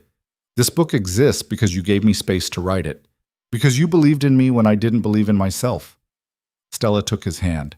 "Because you chose to become someone different, and that gave me permission to do the same." Leonardo pulled her into his arms, holding her tightly. "I'm so proud of you. Even though it's dark and unconventional and probably won't sell many copies, especially because of that. You didn't compromise to make it commercial. You told the truth about how complicated love can be, and that takes more courage than most people have." They sat together on the brownstone floor, surrounded by proof of dreams made real, and Stella felt something settle in her chest. Not certainty, she was too realistic for that, but contentment. The sense that she was exactly where she was supposed to be. The book launch happened in October at a small bookstore in Cambridge. Not the one Leonardo had taken her to months ago, but one that specialized in dark fiction and unconventional voices. Rachel Chen had arranged a reading and signing, invited book bloggers and reviewers, created buzz in literary circles that actually paid attention to experimental work. Stella was terrified. She'd never read her work aloud to strangers, never put herself in front of an audience and asked them to care about her words. But Leonardo was there, sitting in the back row with Valeria beside him, and their presence steadied her. She read the opening chapter, the part where the Dark Queen meets her monster for the first time, where fear and attraction tangle together until they're indistinguishable. The audience was silent, transfixed. When she finished, the applause felt like vindication. During the signing afterward, person after person told her variations of the same thing. "This book gutted me. I've never read anything this honest about loving difficult people. Thank you for not giving us a fairy tale ending." Leonardo waited until everyone else had left, then approached with a copy of the book. "Will you sign it for me?" he asked. "You already have a signed copy. Several, actually. I want this one, from tonight, from the moment you prove to yourself that you're exactly as talented as I've been telling you." Stella took the book and wrote, "To Leonardo, my monster, my muse, my choice. Thank you for teaching me that survival can look like love. Forever, S." He read it, then kissed her right there in the bookstore, deep and lingering and utterly unconcerned with the handful of people still milling around. "I love you," he said against her lips, "more every day. I love you too, even when you're insufferable, especially when I'm insufferable." They drove back to the mansion together, Valeria following in her own car. Inside, they opened champagne and toasted to Stella's success, to the book that existed because two people had chosen each other despite impossible odds. "What's next?" Valeria asked. "Are you writing another one?" "Already started. A different story, but the same themes. Love and power, choice and consequence. The impossible mathematics of staying when everything says you should run." "So another fairy tale." "All my stories are fairy tales. I just tell the parts the traditional versions leave out." November brought the completion of Leonardo's development project. The building stood finished and beautiful in East Boston, its clean lines and thoughtful design a testament to what was possible when resources met genuine care. The first families moved in just before Thanksgiving, people who'd been displaced by rising rents and predatory landlords, now given a chance at stability. Leonardo walked through the completed building with Stella, showing her details he'd insisted on. Wide windows that brought in natural light, soundproofing between units so families had privacy, a community room on the ground floor where residents could gather, Everything designed with intention, with the understanding that architecture could either honor people or diminish them. My father would have hated this, Leonardo said, standing in the empty lobby. He would have seen it as weakness, throwing away money on people who can't pay market rates, choosing sentiment over profit. But you're not your father. No, I'm not. Leonardo turned to her. I used to think that was a failure, that I wasn't hard enough, wasn't ruthless enough to truly lead. But maybe being different isn't failure. Maybe it's evolution. Maybe it's just being yourself instead of what someone else built you to be. He kissed her then, soft and sweet in the empty building that represented everything he'd never let himself want. Thank you. For what? For seeing me. For staying. For making me believe I could be more than just my father's weapon. Stella's eyes burned. You were always more than that. You just needed someone to remind you. December came with snow and celebration.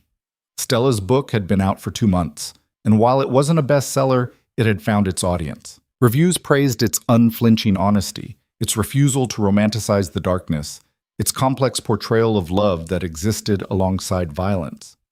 Sales were steady. A literary magazine wanted to interview her. 2 book clubs had chosen it for their winter reading. It was exactly the success Stella had hoped for, not fame or fortune, but recognition, proof that her words mattered, that the stories she'd been carrying since childhood had value. I told you, Leonardo said one evening, reading a glowing review aloud. I told you the world needed to read what you wrote. You were insufferably confident about it. I was correct about it. There's a difference. On Christmas Eve, Leonardo took Stella to the oceanfront property where they'd spent so many evenings watching waves crash against rocks. But this time, he led her down a new path, one she'd never noticed before, to a small clearing where a structure had been built. It was a gazebo, simple and elegant, with a roof but open sides that let in the sound of the ocean. Inside, strung with lights, it glowed against the winter darkness like something from a dream. When did you build this? Stella asked. Over the last 3 months. I designed it myself, had it constructed as a surprise. Leonardo took her hand, leading her inside. I wanted to give you something that was just ours, a place where we could come and remember why we chose this life. Stella turned in a slow circle, taking in the craftsmanship, the care evident in every detail. It's beautiful. It's a promise that I'm not going anywhere, that I choose this, us, over everything else. Leonardo reached into his pocket and pulled out a small box. Stella's breath stopped. He opened it to reveal a ring, not the promise ring he'd given her months ago, but something more.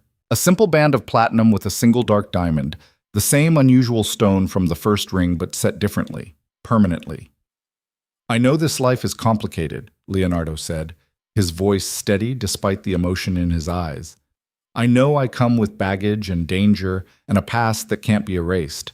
I know I'll never be perfect or uncomplicated or easy, but I also know that I love you more than I thought I could love anything. And I want to spend the rest of my life proving that love can exist alongside darkness, that choosing each other is enough. He knelt, right there in the gazebo he'd built with his own vision, and looked up at her with absolute certainty. Stella Bennett, will you marry me? Will you choose this life with me, knowing everything it includes? Will you let me love you for the rest of our lives? However long or short they may be? Tears streamed down Stella's face. Every logical part of her brain cataloged the risks, that his world could still destroy them, that violence could return, that happy endings weren't guaranteed. But the part of her that wrote fairy tales, that understood love was always a choice made in the face of uncertainty, knew the answer with perfect clarity. Yes, she said, yes to all of it. The complications, and the danger, and the life we're building together. Yes. Leonardo stood and slipped the ring onto her finger. It fit perfectly, just like everything else between them. Unexpected and right, and utterly their own. He kissed her as snow began to fall, soft flakes catching in the light strung above them, the ocean providing a rhythm that felt like benediction. I love you, he whispered against her lips. My dark fairy tale queen. I love you too, my monster who chose mercy. They stayed in the gazebo until the snow had covered the ground in white, 2 people who'd found each other across impossible distance and decided that the life they could build together was worth every risk, every compromise, every impossible choice. 6 months later, they were married on the beach below the gazebo, with only Valeria and a handful of close friends as witnesses. Stella wore a simple dress the color of sea foam. Leonardo wore dark slacks and a white shirt, his feet bare in the sand. Valeria officiated, her words about choosing love in the face of uncertainty, making even Leonardo's hardened security team tear up. When they exchanged vows, Stella promised honesty and presence, and the willingness to see all of Leonardo's complexity. Leonardo promised protection and support, and the courage to keep choosing creation over destruction. Neither promised forever. They were too realistic for that, but they promised today and tomorrow, and as many days as they could build together. The reception was small and intimate, held at the mansion with food Leonardo had cooked himself, wine that cost more than most cars, and laughter that felt like coming home. Valeria gave a toast about watching her brother transform from a weapon into a person, about Stella being the catalyst for change none of them had believed possible. "To impossible love," Valeria said, raising her glass. "May it always be worth the risk." They danced on the deck as the sun set, two people who'd survived everything that should have broken them and emerged stronger for the breaking. And when the night deepened and guests departed, Leonardo and Stella stood alone watching the ocean, married and terrified, and completely certain they'd made the right choice. "What happens now?" Stella asked. "We keep building. You write your next book. I design my next building. We handle whatever challenges come and figure out how to be married people in an impossible situation." That doesn't sound very romantic. "No, but it's honest." Leonardo pulled her closer. "And I'd rather have honest than romantic. I'd rather have real." Stella leaned into him, feeling the steady beat of his heart beneath her ear. "Me too." 1 year later, Stella's second book was published to even stronger reviews. Leonardo had broken ground on 2 more affordable housing projects, slowly building a legitimate empire alongside the criminal one. The family business continued, but Leonardo had successfully restructured it to require less of his constant attention, giving him space to pursue the architecture he'd always loved. They had challenges, moments when Leonardo's past caught up with them, when violence threatened the peace they'd built, when Stella questioned whether she could continue choosing this complicated life. But they handled each crisis together, with honesty and trust, and the understanding that love wasn't about perfection. It was about choosing each other despite imperfection. On their first anniversary, they returned to the gazebo. Leonardo had added bookshelves, waterproof cases filled with Stella's published works, and the manuscripts she was still working on, a statement that her dreams mattered as much as his, that creation deserved as much space as survival. "Happy anniversary," he said, pulling her close, "to the first year of choosing each other." "The first of many," Stella replied. "You sound certain." "I am, because we've survived everything that should have broken us and we're still here. Still choosing this. "Still building something real," she kissed him softly. "That's not luck, Leonardo. That's us being better than we thought we could be." He smiled against her lips. "My dark fairy tale queen, making everything sound profound. My monster who learned mercy, making me believe in impossible things." They stood together in the gazebo he'd built, in the life they'd created. Two people who'd found each other across an impossible distance and decided that love could exist alongside darkness. That choosing each other was enough. That survival and creation weren't opposites but partners in the same dance. And if their story didn't have a traditional happy ending, if it remained complicated and uncertain and sometimes painful, well, that made it honest. That made it real. That made it theirs. The ocean crashed below them, constant and indifferent, a reminder that the world would continue spinning regardless of their choices. But they'd made their choice. They'd chosen love in the face of violence, creation in the face of destruction, each other in the face of everything that said they shouldn't. And that choice, renewed every day, was its own kind of magic, its own kind of fairy tale, the dark, honest kind that told the truth about what it cost to love dangerous things and decided the cost was worth paying. Together, they stepped into their future. Not perfect, not certain, but utterly their own. And that was exactly how their story was meant to end. With choice, with courage, with love that refused to be anything except what it was, complicated, fierce, and absolutely real.